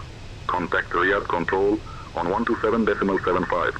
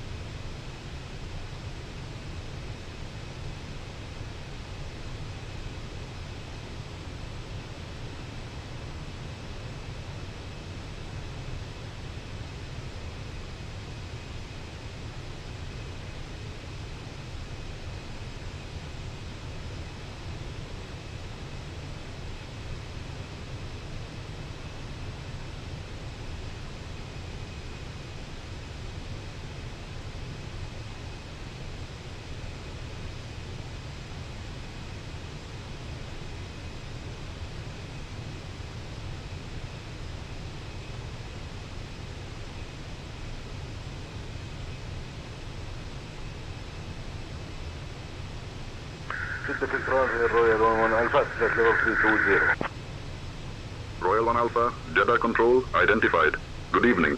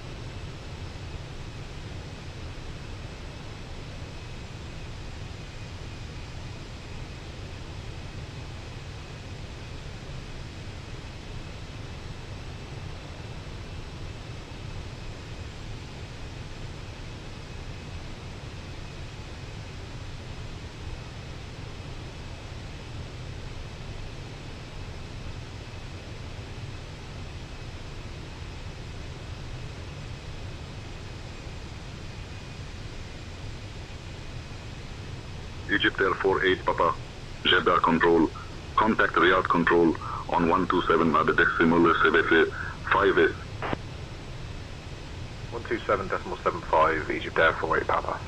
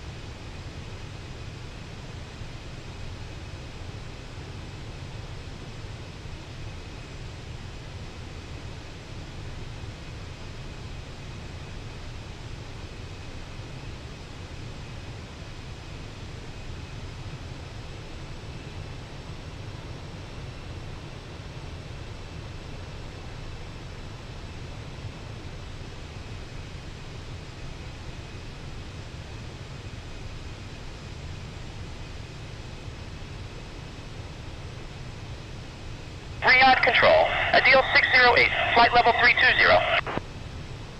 Adil 608, radar contact. Jeddah Control, NAS Express 271, flight level 310. NAS Express 271, radar contact.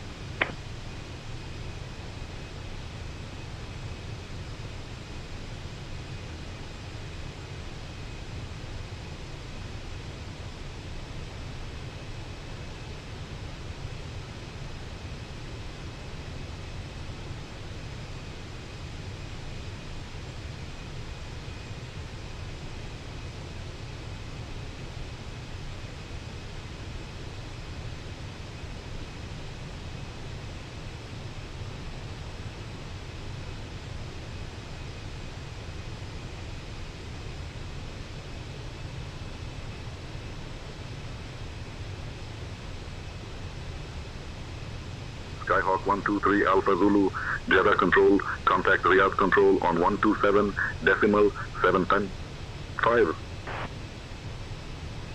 127.75, 149. Control, good morning, NAS Express 149, back with you, flight level 380. Skyhawk 123 Alpha Zulu, Jeddah Control identified. Salam.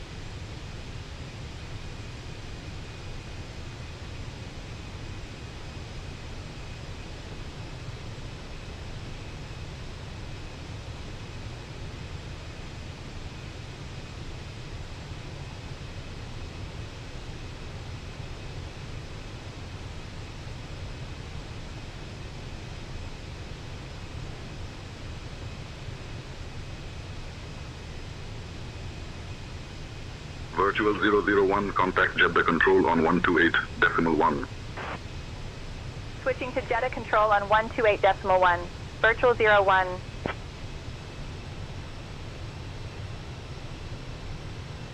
Jeddah Control, Virtual 01, evening, maintaining flight level 360.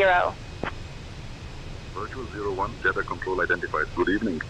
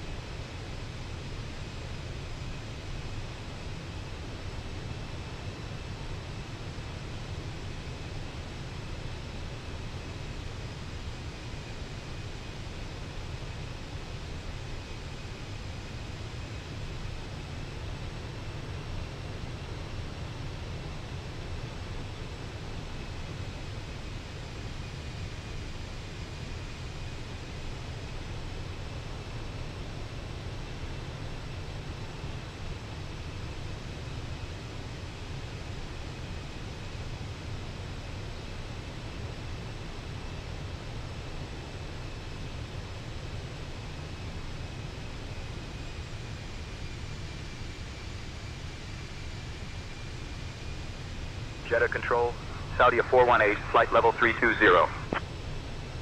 Philadelphia 418, radar contact.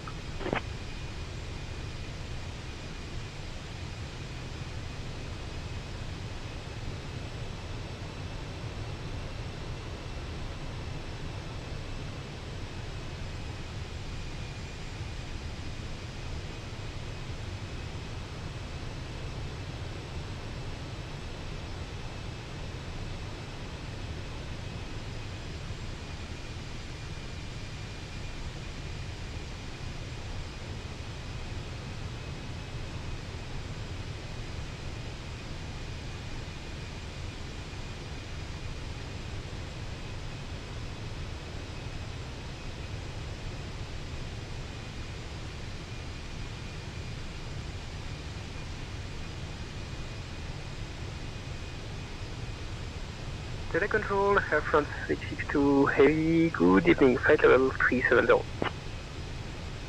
Air France 662, Jeddah Control identified. Good evening.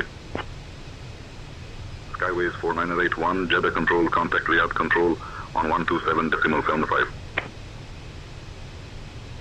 Contact Riyadh Control 127.75, Skyways 4981.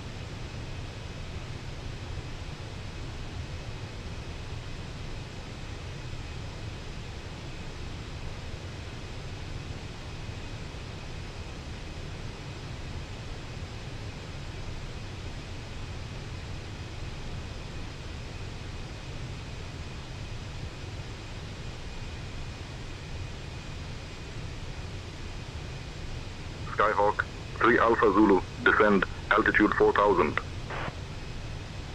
Descend to altitude 4000, mass express 14 radar.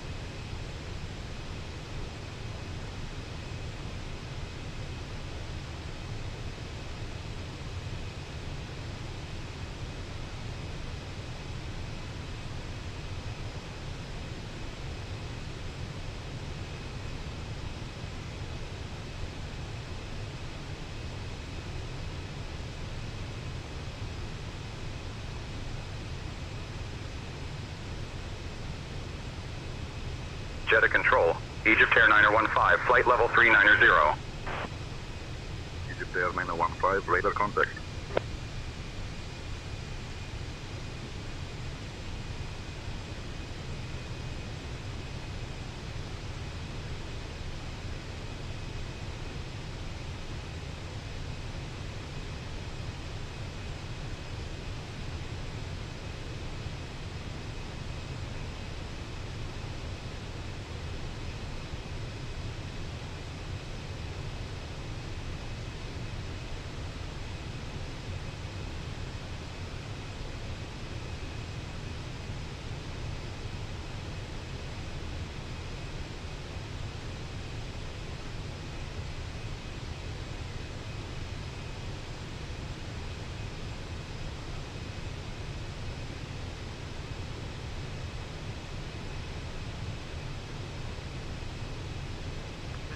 Alarm 211, 5720, good evening.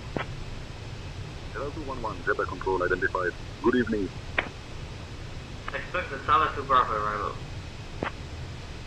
Once you further to Malay, allow 211.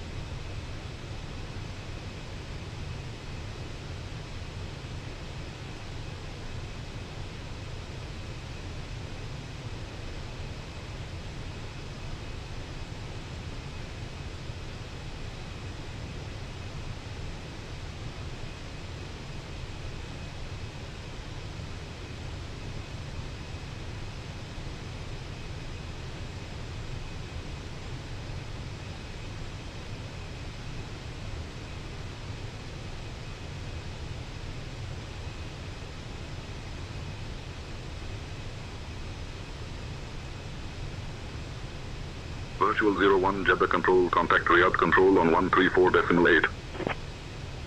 Switching to Riyadh Control on 134.8. Virtual 01.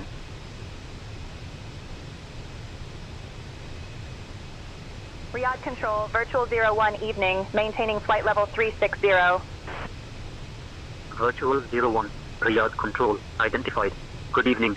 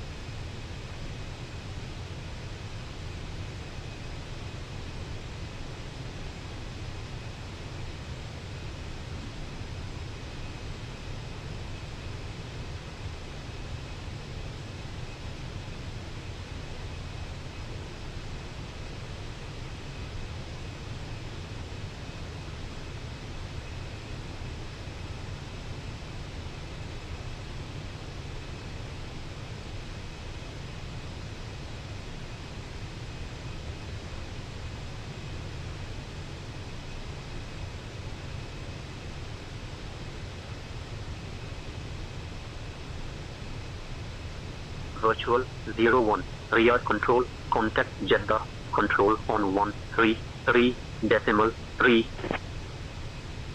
Switching to Jeddah Control.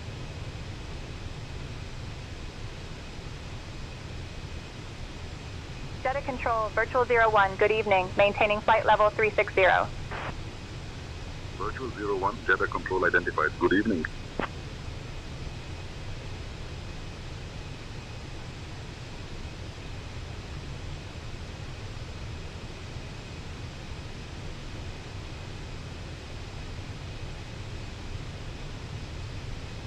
Jeddah Control 134.8. Jordanian 736. Jordanian 736, Jeddah Control, contact Riyadh Control on 134.8.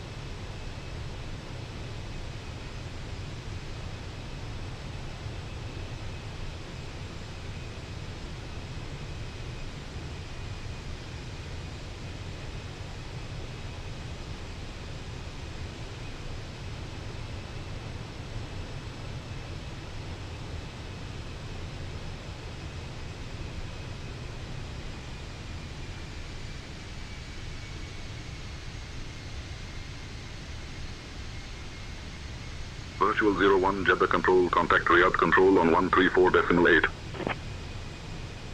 MS1 Lima, climbing flight level 400. Contact.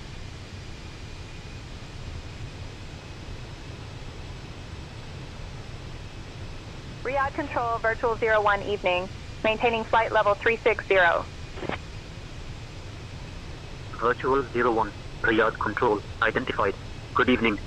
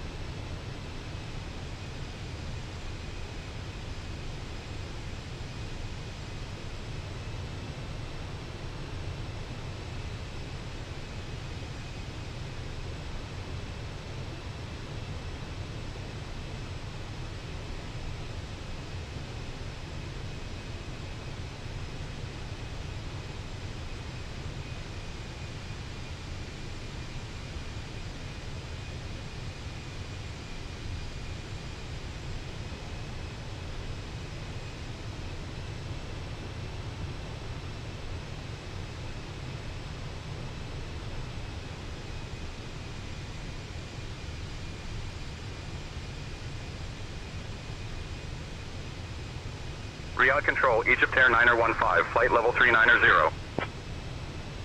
Egypt Air 915, radar contact.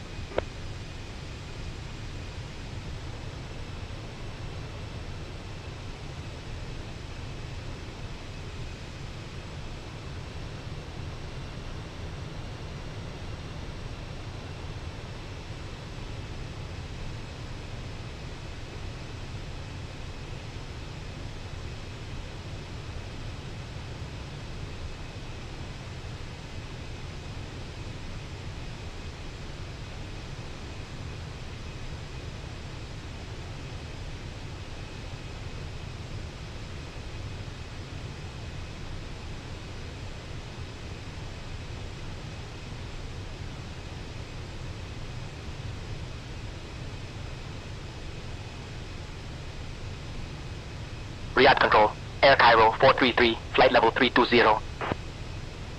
Air Cairo 433, radar contact.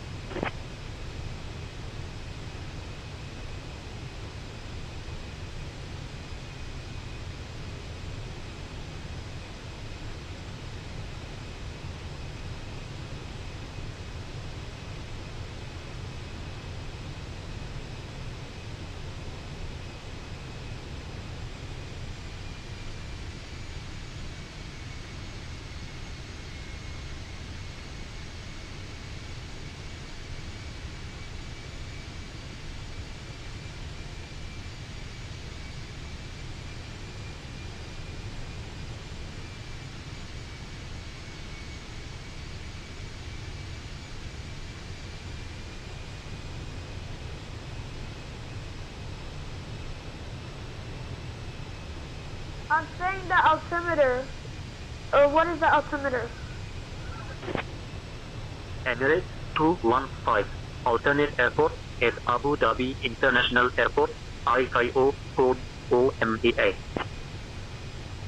Good evening, Saudi 1 Alpha Radio.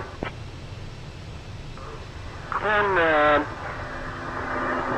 heading 130, heading 055, correction Victor to Gadley, Saudi 1 Alpha.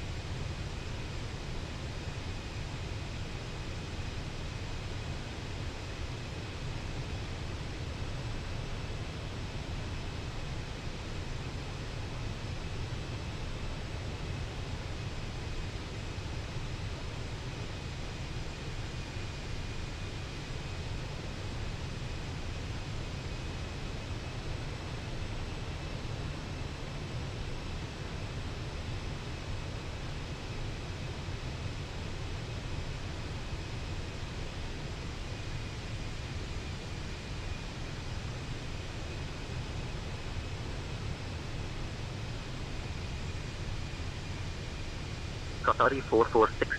Contact Riyadh Control on 119.45. Country 119.450, Qatari 446.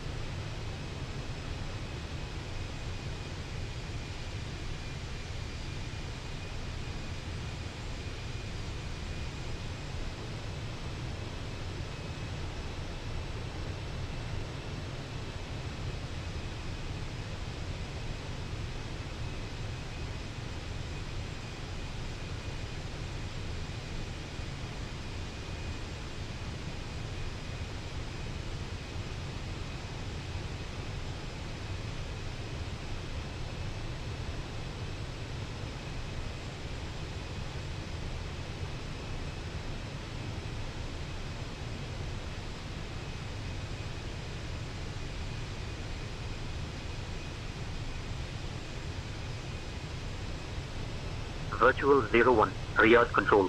I'll call your descent in roughly 20 minutes.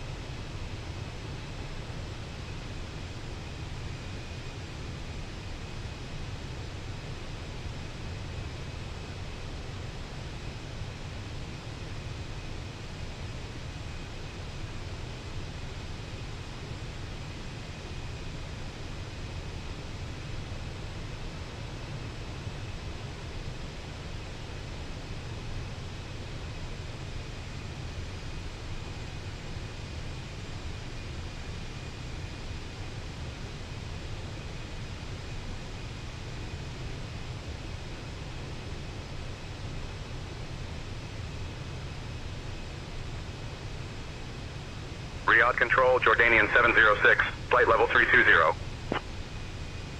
Jordanian 706, radar contact.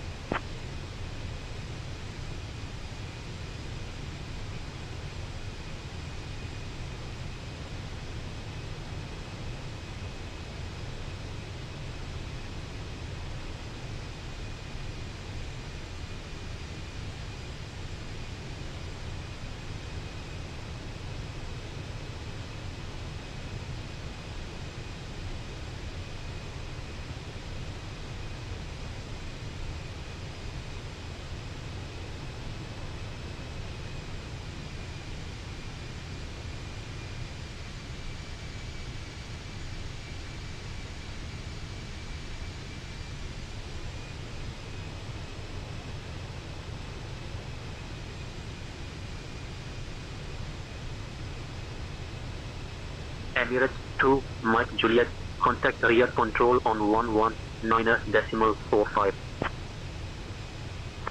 Contact Riyadh Control on 119.45, Emirates 85 Heavy.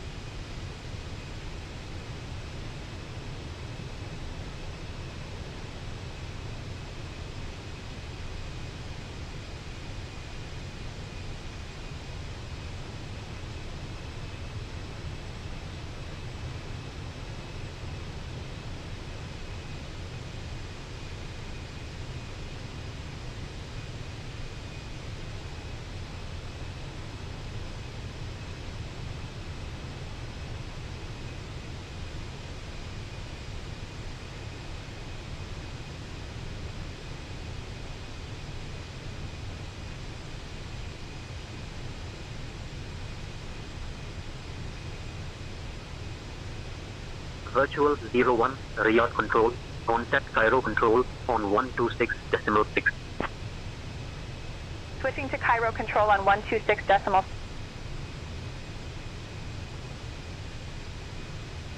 Cairo control, virtual 01, evening, maintaining flight level 360.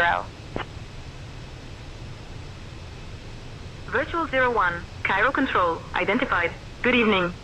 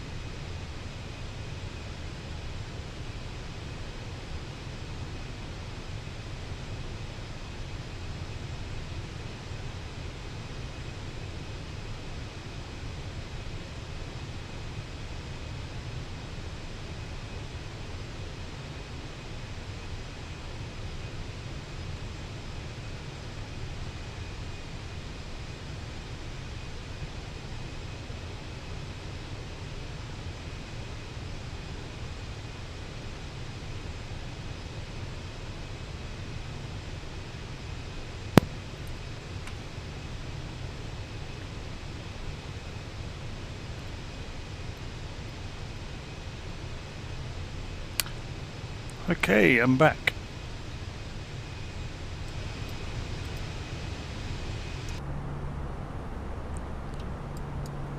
We have a company message to deal with.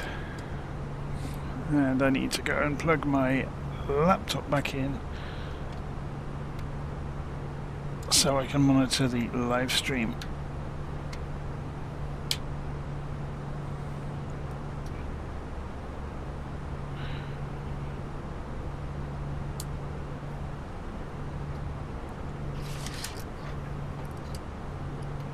Okay.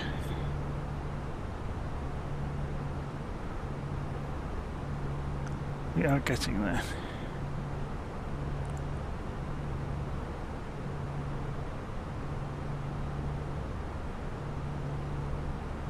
So we have a comment in the live stream. Which version are we looking at here of the simulator? This is Flight Simulator 2024 Sim Update 2. I am not running the beta. This is the latest version of the Fenix Airbus, and we are approaching Cairo. So, are we in Egyptian airspace yet?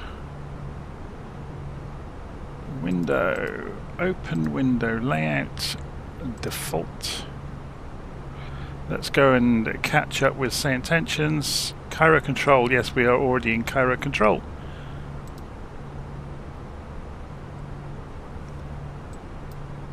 So you can see top of descent marked here.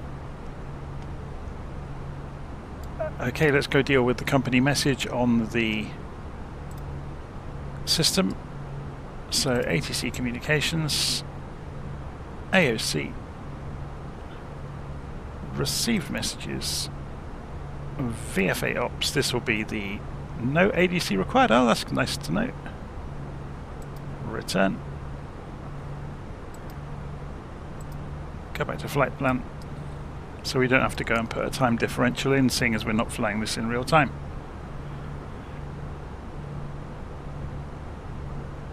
Okay, so we've got about 50 miles or so to top of descent.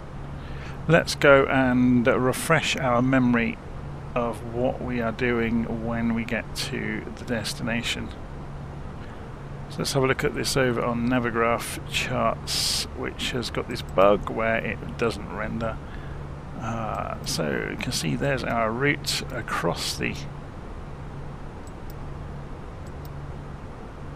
world, and you can see there's Cairo.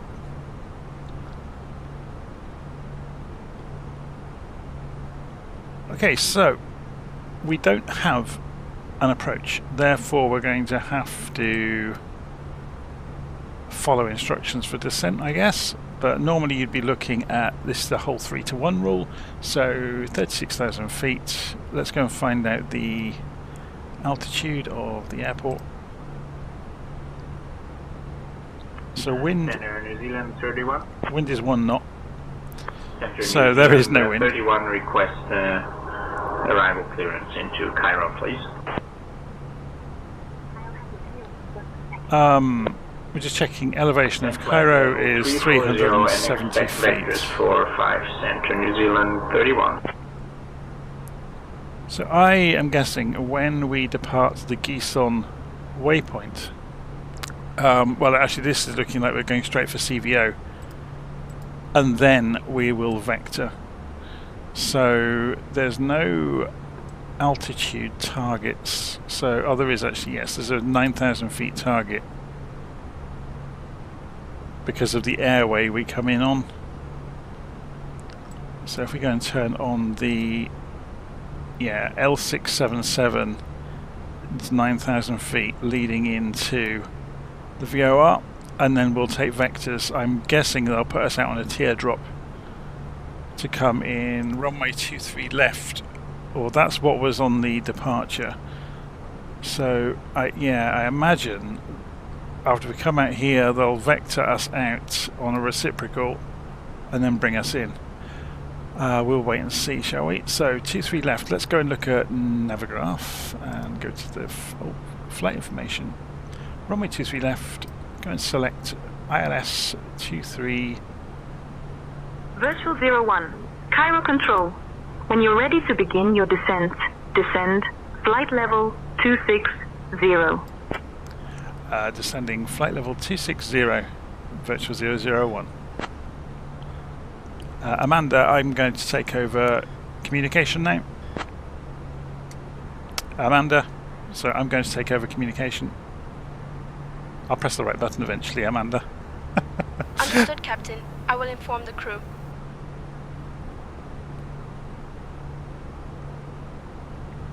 Yeah, so Amanda, I'll take over radio comms now. You don't have to do anything.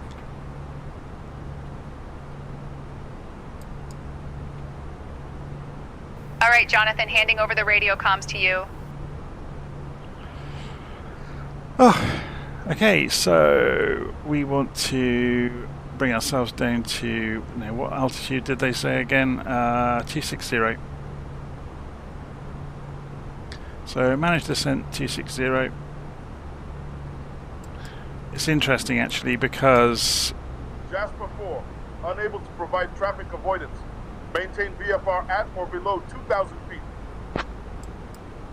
Jasper 4, that's copy, sir. We had to avoid the traffic which entered a runway incursion on runway 34. Altitude and have started our approach to Cairo. And Jasper 4 requesting runway 16 searching go. And fasten your seatbelts. Jasper 4 maintaining 1,500 feet left base, turn runway 16 in El Guna. Egypt Air 915. Descend and maintain flight level 270. Virtual 001. Descend flight level 160. Descending flight level 160, Virtual 001. Down to flight level 270, Egypt Air 915.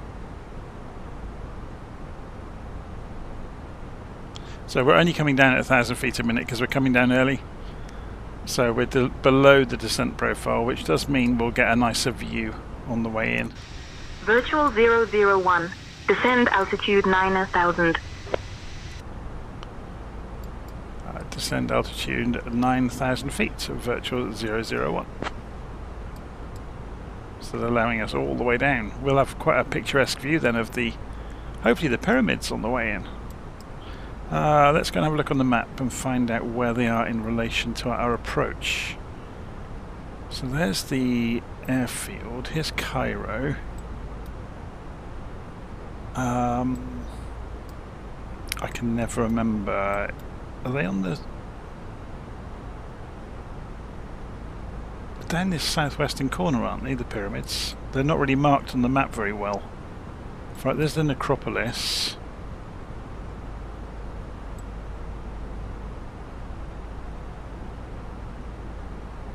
I can never see them, I don't know why.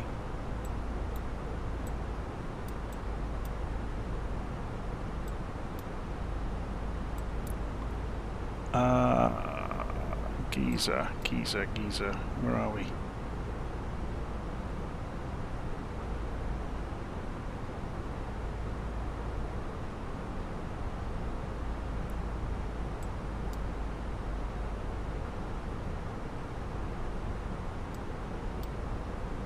Yeah, this map's a bit rubbish.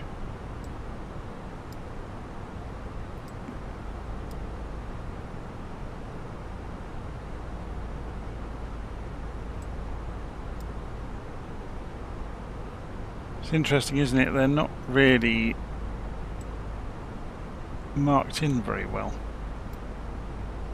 If we went to the satellite view, there they are, look.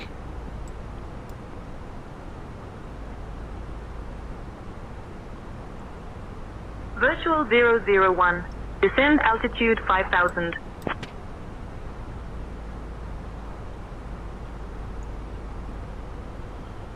Descending 5,000 feet, virtual 001. So obviously we're still coming down managed descent mode. As far as I understand, while descending you always follow constraints.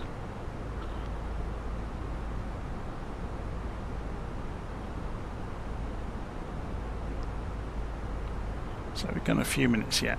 We're only just coming down to 32,000 feet.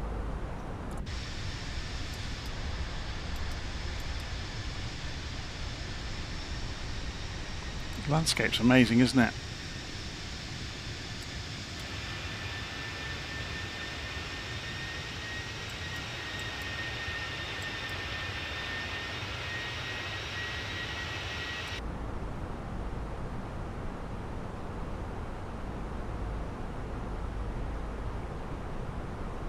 So once we land, we will go and have a look around Cairo airport with the drone camera.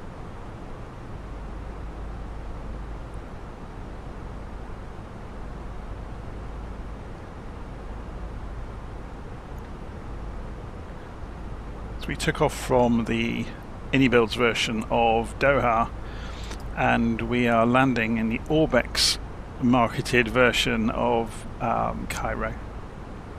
So it's going to be interesting to see what the airfield looks like.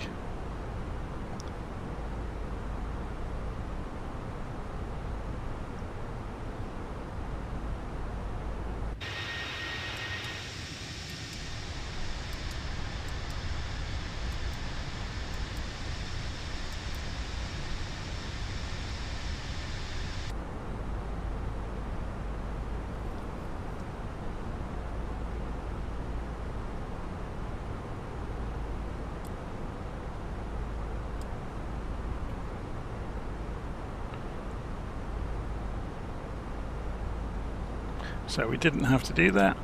There's no point looking at it. Let's pull the charts back up and center on us, and there we are.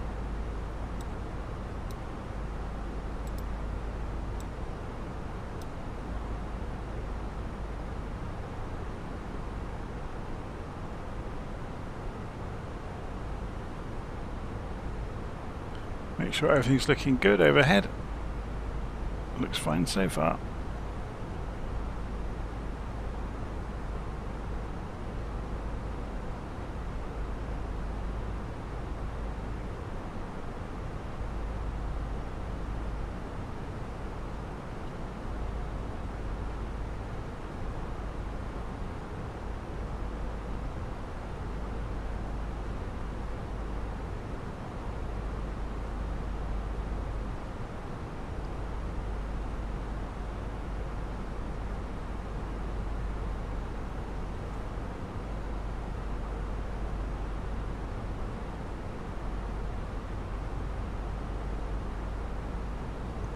we'll request vectors when we get to the VOR over the end of Cairo.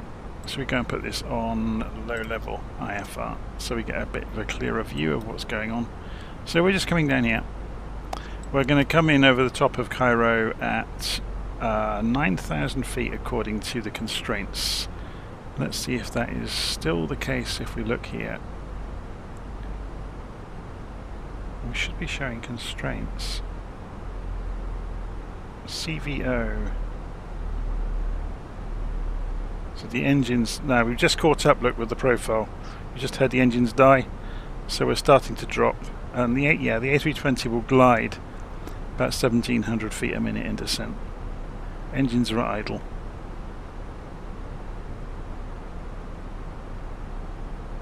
So if we get behind profile, we can always use spoilers. Let's turn the head tracking off for a moment.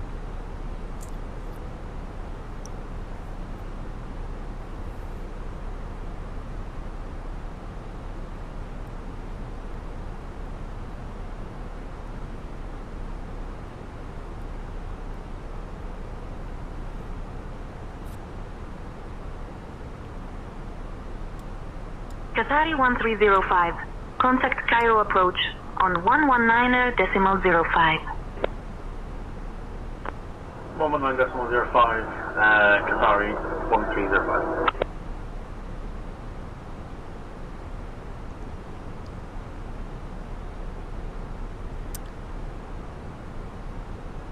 So we have a comment in the live stream saying, I've been watching your tutorial, it's absolutely great.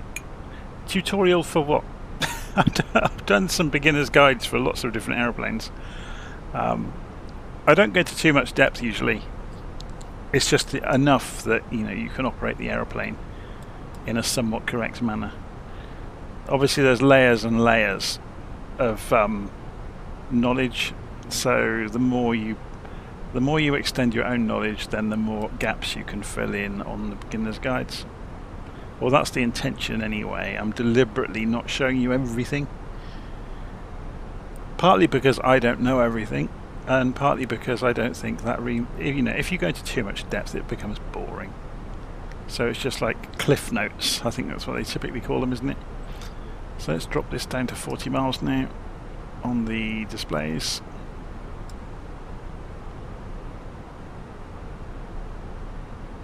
We're still on profile for the descent. The little green dot is somewhere near the middle.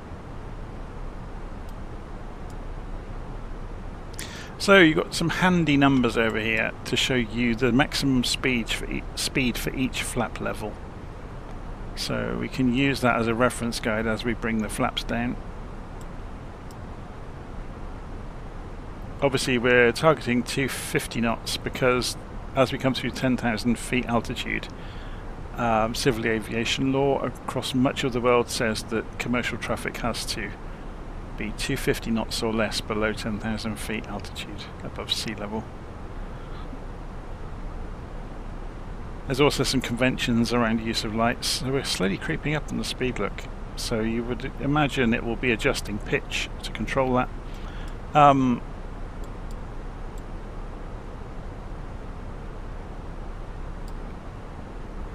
Yeah, so we'll keep an eye on the profile.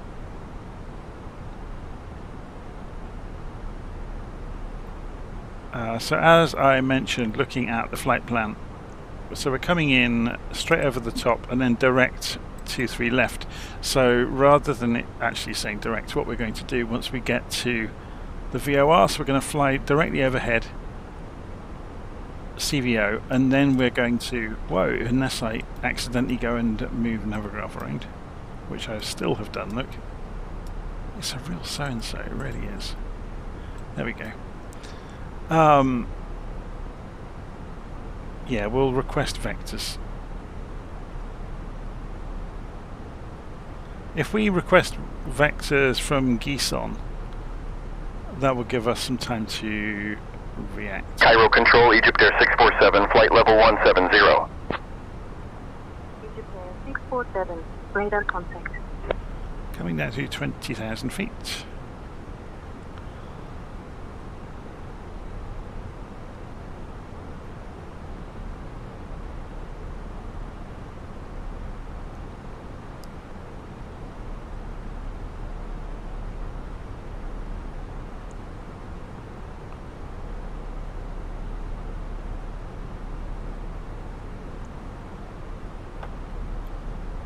I wouldn't be surprised if we get put onto Cairo approach at some point soon. We're only 40 miles out now. Egypt Air 9015. Contact Cairo. Approach on 119.05. So if that's one of these two, or that one, sorry. Over to Cairo approach on 119.05, Air Egypt Air 9015. So was that Egypt Air alongside us? Let's go and have a look on little nav map. We should be able to see them. No. They're quite a way ahead of us. And they are below us, which is why we're not seeing them. I'm not sure if you can manipulate the TCAS to go below in this aircraft. We got above. Let's do all. I was expecting to see an aircraft appear out here. What about if maybe it's too far below to see it? There he is.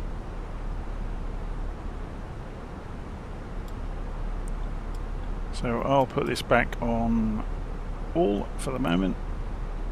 We're going to go back to TA mode. So it's saying now TA only.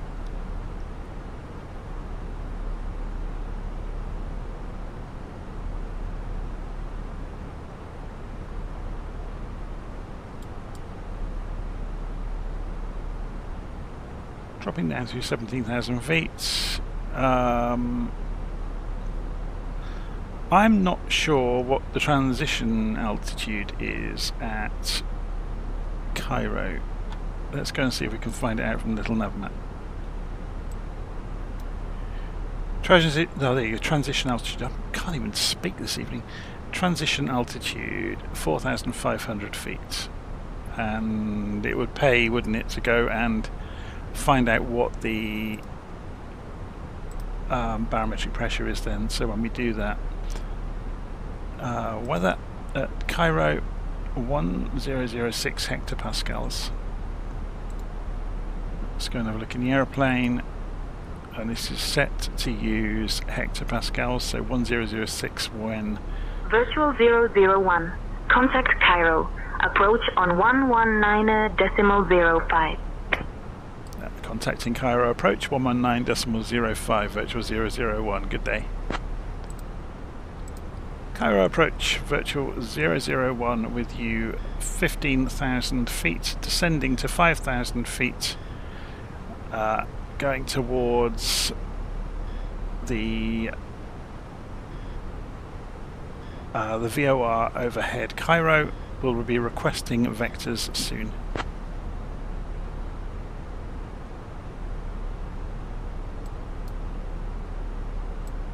Virtual 001. Expect the ILS runway 23 center approach into Cairo. Expecting ILS runway 23 left approach into Cairo, virtual 001.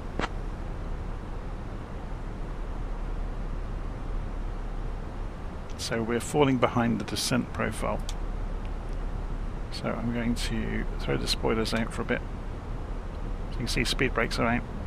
If we go and look outside the aeroplane, you can see that's happened, look. Let's see if we can see how detailed this is. Look at that. All the bits and pieces inside the wing. All the structures are there. That's amazing, isn't it? Virtual 001, descend altitude 3000, turn right, heading 040 vectors for the ILS runway 23 center approach. Descend 3,000 feet, turn right heading 040 vectors for the ILS runway 23 center approach, virtual 001. Down to 4500, cleared for the ILS runway 05 right approach, Egypt Air 9015.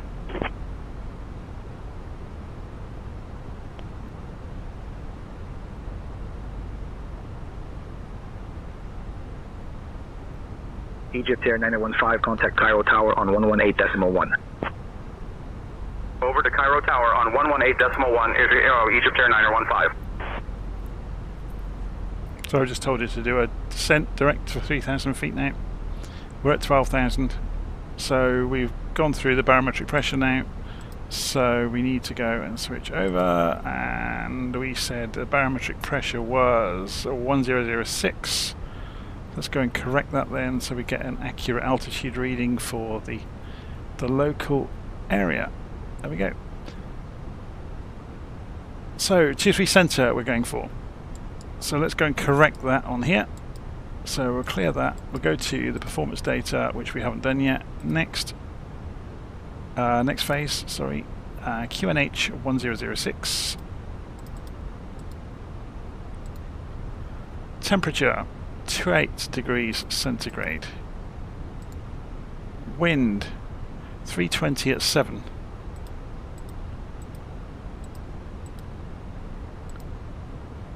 And that's all good. What about... Captain, cabin is ready. We want 23 center. So Ladies and gentlemen, remove. we are now beginning our final approach into Cairo. Please turn off your electronic devices and stow them until we arrive at the gate. Ensure your tray tables are put away, your seats are in the full upright position, and your seat belts are fastened. 109.5, 224 degrees. Navigation radios. So we need to go into flight plan, go and choose HECA, and choose arrival, and choose ILS 23 center, and insert that back in. Cairo approach, Egypt Air 704, flight level 150. And then we go and check the rate. So 109.5 and 224 degrees. 109.5, 224, that all agrees. Okay, let's go and see what else we're doing then. So flight plan. So we're doing vectors obviously, so this doesn't pay much, or we don't pay much attention to that anymore. We will follow the vectors that we are being given. So we're flying reciprocal basically of the runway direction, and then they'll bring us in. Descending through 6,000 feet. We should have had the landing lights back on by now. Let's go do that. And we'll do this ready for when the nose lights do come down. Oh, so the nose wheel does come down. Strobes is on auto. Seatbelt signs are on. We're okay.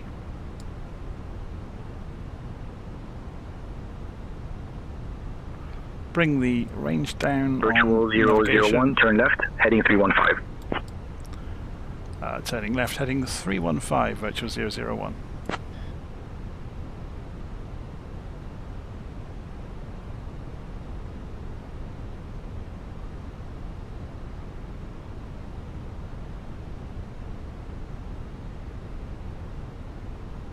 If I show you this on the map, so they're basically, yeah, they're just turning us across here, look, and then we'll turn in again for the center runway.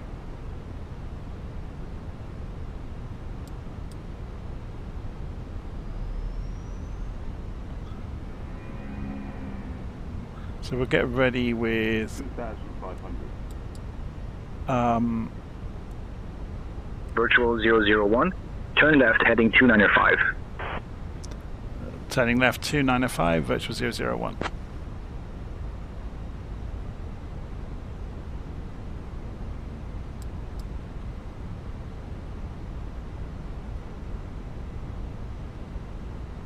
Yeah, they're bringing us in basically on a intercept angle to shorten the...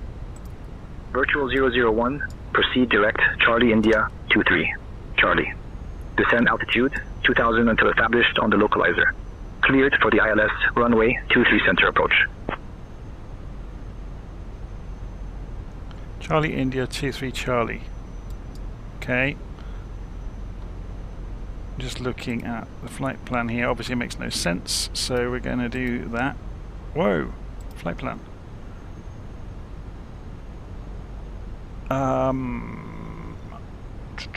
Egypt Air 704. Proceed direct Charlie Alpha 422. Cleared for the RE nav runway 23 right approach. Descend and maintain altitude 4500 until established. Descending to 4500, cleared for the RNAV runway 23 right approach, Egypt Air 704. Egypt Air 704. Contact Cairo Tower on 118.1. There we go. Switching to Cairo Tower on 118.1, Egypt Air 704. So what altitude should we be at CI23 Charlie? It shows, whoops, shows if I didn't do that, it would show it here, wouldn't it? So FI23 Cairo approach, Charlie. Saudi 313, flight level 150. We want 2,000 feet, don't we? 313. Did they tell us 2,000 feet? Yeah. So we're going to go open descent 2,000 feet. Throw the spoilers out to help us do it. Speed is coming off now as well.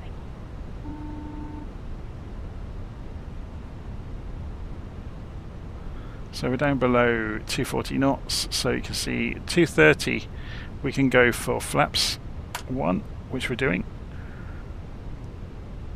So it's all extra drag to help.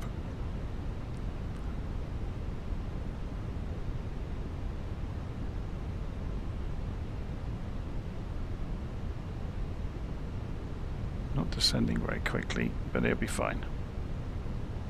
So we have to be above 2,000 feet at CI123. So let's go and put landing system on, which will give us the symbology. We're below the glide slope, which is good. It's a bit misty, isn't it, to see the pyramids, but oh well. We'll have a look around it very briefly. Can we see them? They're going to be out there in the murk, aren't they? Can't see them.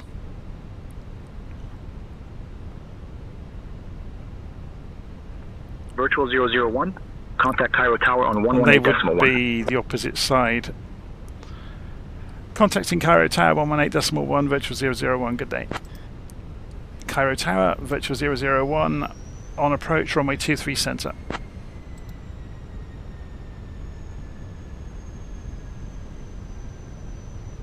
Virtual 01, Cairo Tower, wind 320 at 8, runway 23 center, clear to land. Clear to land, runway 23 center, Virtual 001. Okay, so yeah, the pyramids are the other end of Cairo from the direction we're approaching from, which doesn't help.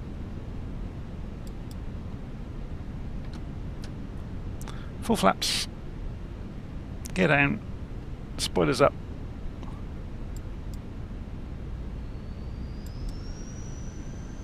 So it wants us to go and arm the ground spoilers. That's all done. So we are on approach, and we should see the runway fairly soon. Let's go and put ourselves into approach mode.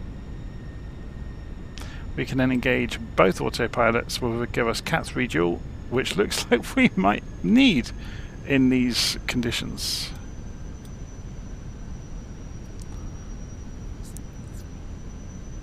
So I'm going to take over because I want to have a fly.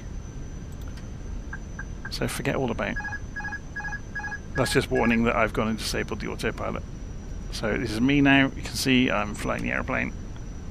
So I'm going to fly it down the glide slope myself. We can change the system here to landing system mode. Let's go and put head tracking on as well, so we can have a nosy around on the way in.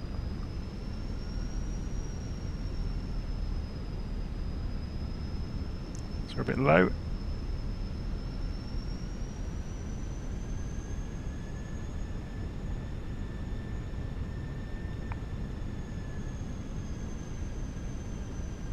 Off to the right, so we'll go to the left.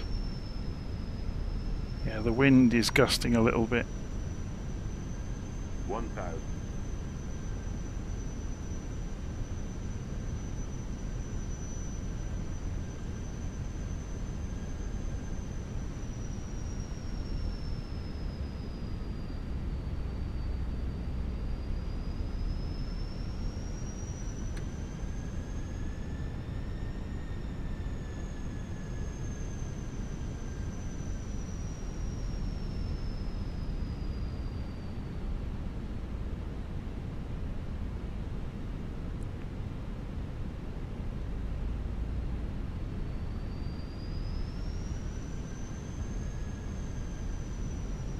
500.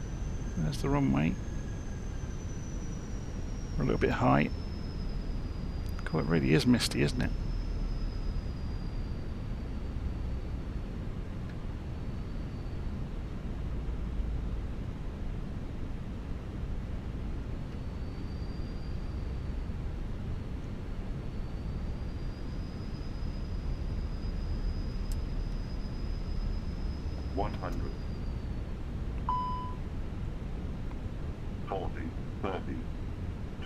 Retard. Drive.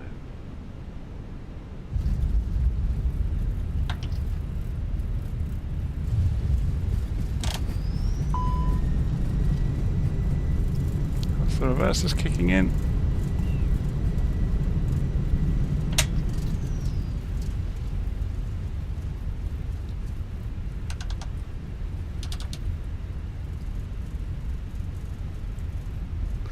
Wasn't the best landing ever, but the approach could have done with being a bit more stabilised, but seeing as it's first go in this newly updated aeroplane, I'll take it.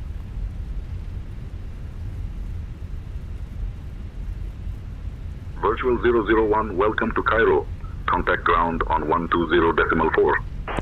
Contacting ground 120.4, virtual 001.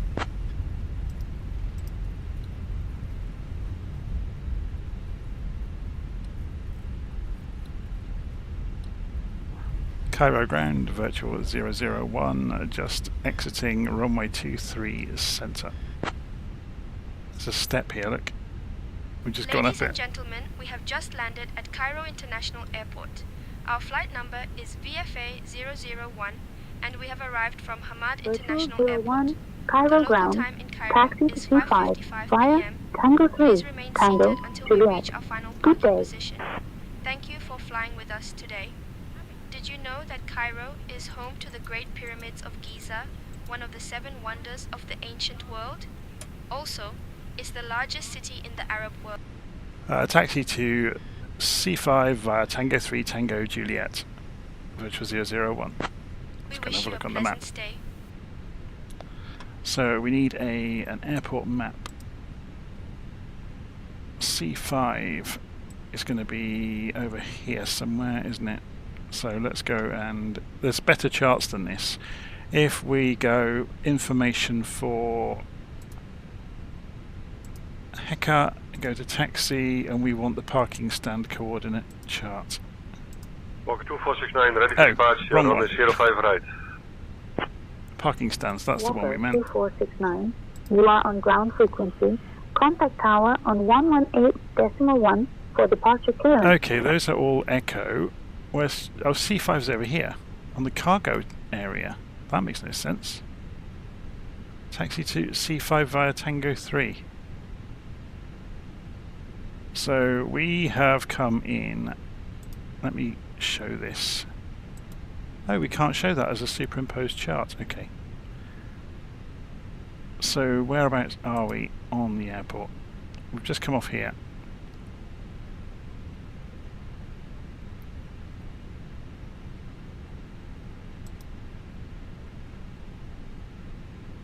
And they want us over here then for C5.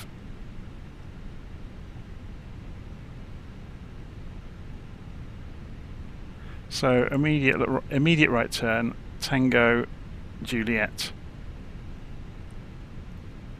Okay.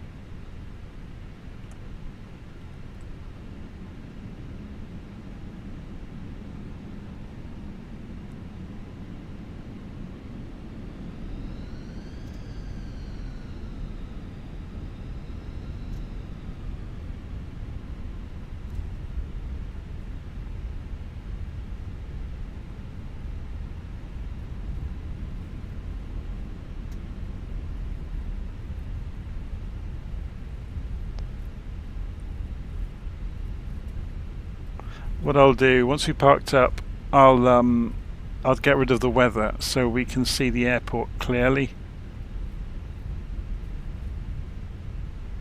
It's a bit smoggy, isn't it? So next left takes us to the cargo apron, which is where we've got clearance to go park.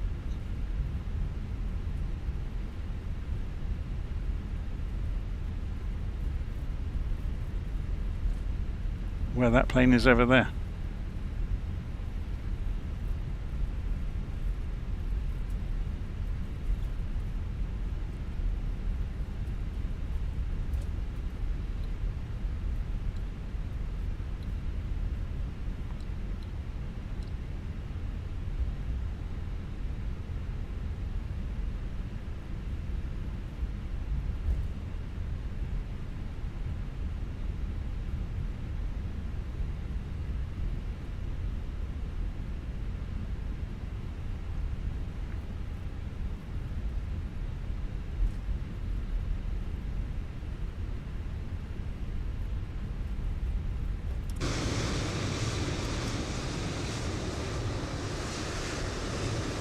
C5, here we are. This is our spot.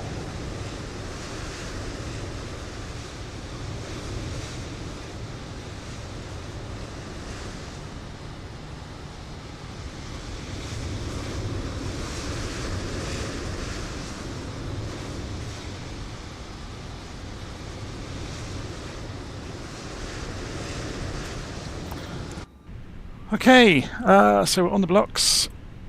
We don't have to call in on the blocks. It's very much a thing people say happens, and it doesn't actually in the real world. So we'll go, and if we go into the tablet, we can request external power rather than fire up the APU. So Fenix, ground services, attach the GPU, put the cones around the aeroplane, and then having done that, that's interesting. Why? Oh, here we go. External power is available up here.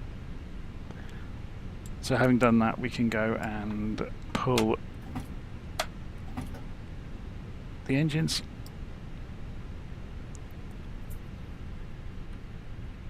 And then just go overhead and start turning things off. So fuel pumps can come off.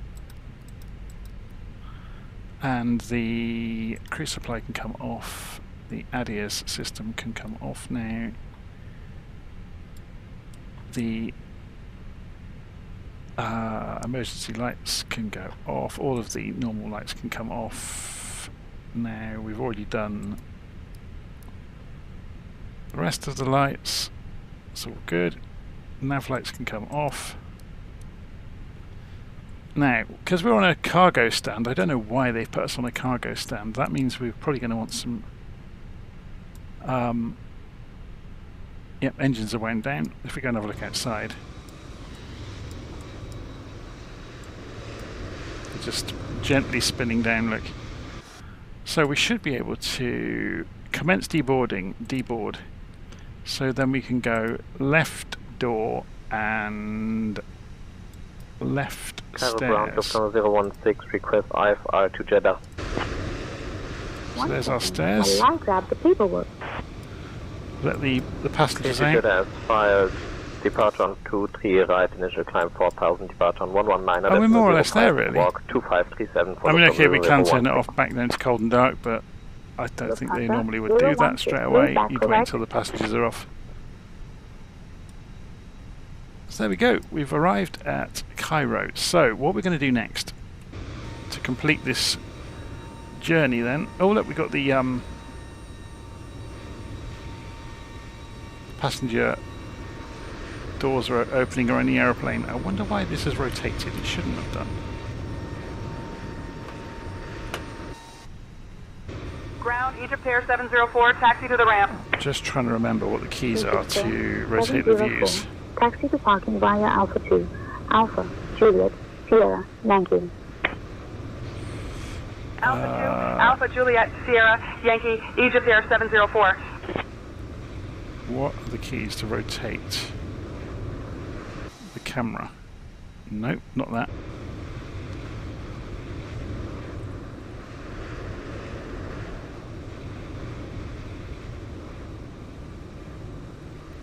I'm going to have to look up my own view keys, aren't I?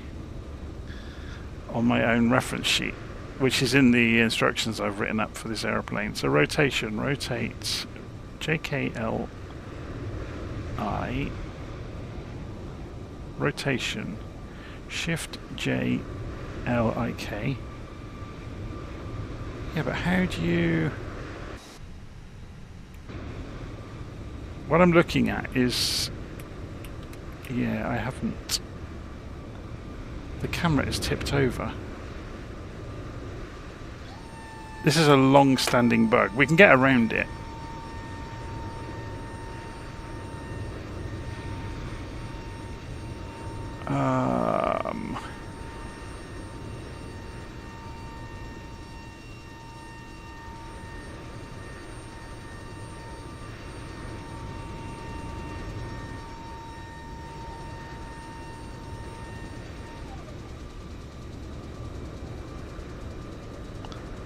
This is really frustrating.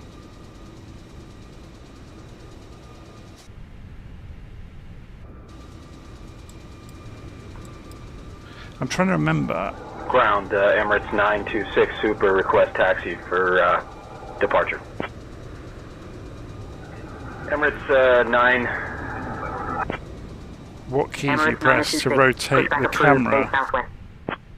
It's not having it, is it? I wonder if Emirates it 926 Super, taxi to runway 5 right via Sierra Tango Romeo cross runway 05 No. center. Then, I don't think I've got Foxtrot. anything mapped.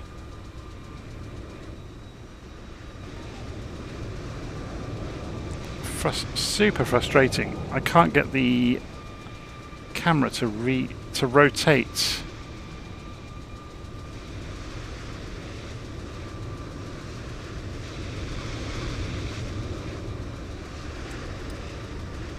Let's go and have a look in the controls. Settings, controls, and we want the Xbox controller. We want to map the shoulder buttons. So just wait for this to appear. Then Xbox controller.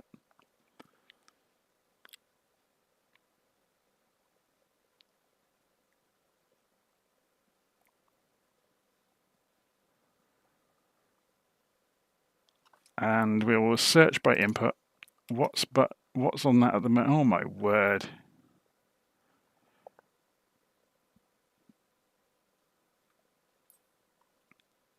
So it's used in all of these control schemes. That's ridiculous, isn't it? Okay, let's just do a search then on the keyboard. See if we can find a key to go and sort the rotation out. Because maybe it's gone wrong.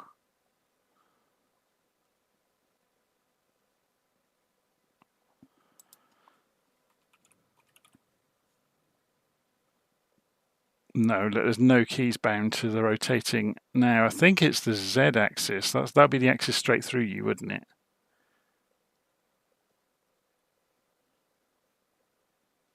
But that's looking for axis commands. I want button clicks.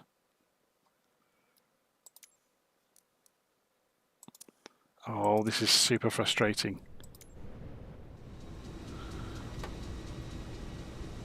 What has gone wrong with this?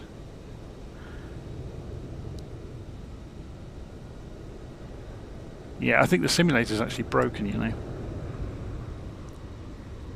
Cairo ground. Because I've got no way of centering the view up, which I normally would have. Emirates to Lima, Tango, pushback and start approved. Face southwest.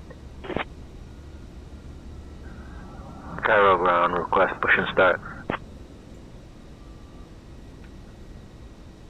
I do believe I've just fixed it for myself by pure luck of trying other things out. Anyway, okay, let's go and change the weather at Cairo and we'll have a proper look at it. So turn the weather off. So this is the version of Cairo that Orbx are selling, that they put on sale quite recently. So we're going to go and have a look around the airport. Now we've got the camera working properly.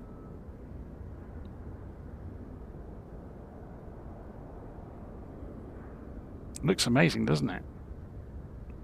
Oman Air 406 contact tower. On So let's zoom 8.1. a little way out and we'll go around Over to tower, Oman Air 406. the outside of the airport first. It's huge, isn't it? gigantic airport. Look at that.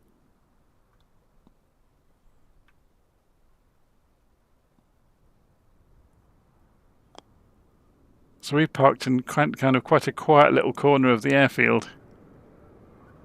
So if we come around the outside, we can go and have a look at some of these outer buildings.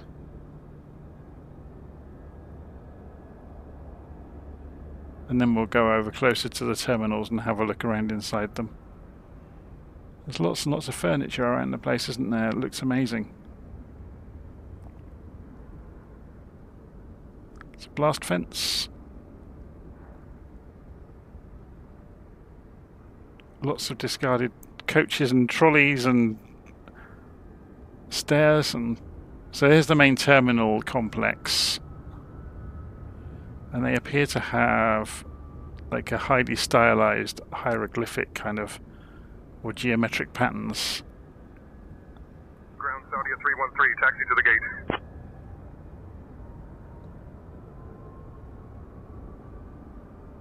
So, are these buildings, do they have interiors? 313, taxi departing via Alpha 2, Alpha, Juliet, Sierra. But the exteriors are done really nicely.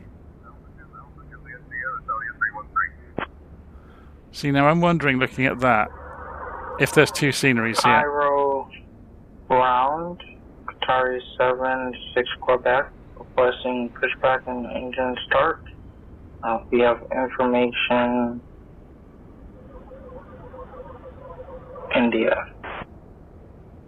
I think we only have the exteriors. Information Looking at this, if we can find out very quickly. 1011. Yeah, exteriors only. Pushback and which is fine. Start approved. Face south, Qatari 76 Quebec. There's some very complex structures on the outside though, aren't there?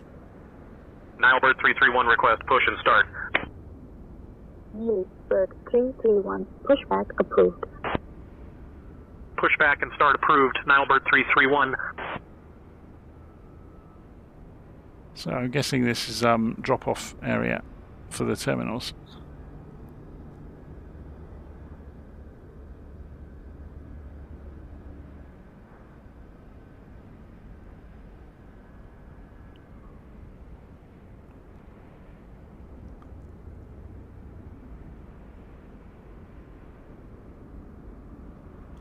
Oh, it's a shame that doesn't... I'm guessing these should really be touching the floor, but...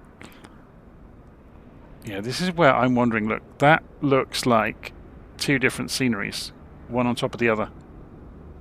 There was no instruction with the Orbx one to go and remove the pre-existing one. It does look, doesn't it, like there's two airports here. Or maybe I just didn't read that instruction. Nilebird 331 ready to taxi. So I think to be fair to it, I need to come back and depart a flight from here and have a proper look around it and see if there is some sort of conflict going on. 2, 3, 1, taxi to runway 23 left via uniform 1, uniform Tango, cross runway 05 center, so, then Lima, yeah, Foxtrot. There's a tower within the tower, look. 23 left via uniform 1, uniform Tango, cross runway 05 center, then Lima, Foxtrot, Nilebird 331. I think we need to come back having checked all the documentation, because this very much looks like there's two airports here. Which is all a bit odd. Anyway. There we go. We made it to Cairo in one piece.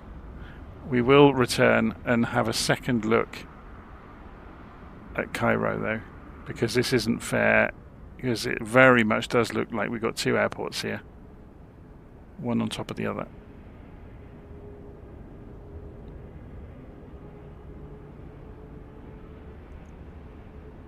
Nothing quite matches up, does it?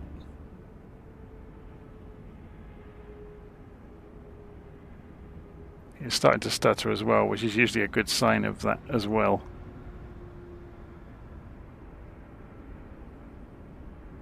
Some really nice scenery though.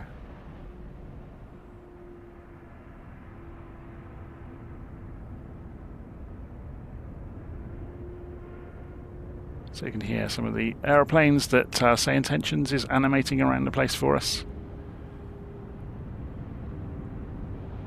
Oh, we've got some military aircraft the other side of the airfield. Let's go and have a look. There's a load of C-130s parked up.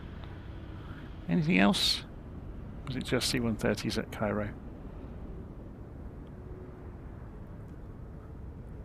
So these are, I've forgotten what make these are. They're some sort of ex-Soviet design, aren't they? With the high wing.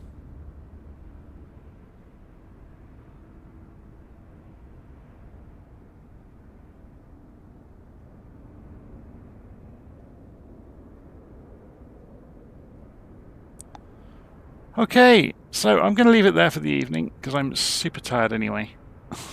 And I'll see you all again soon. We'll do a flight from Cairo next time, and I'll have a look into if there is a conflict going on with this, because this looks very strange. Okay, I'll see you all again soon. Take care.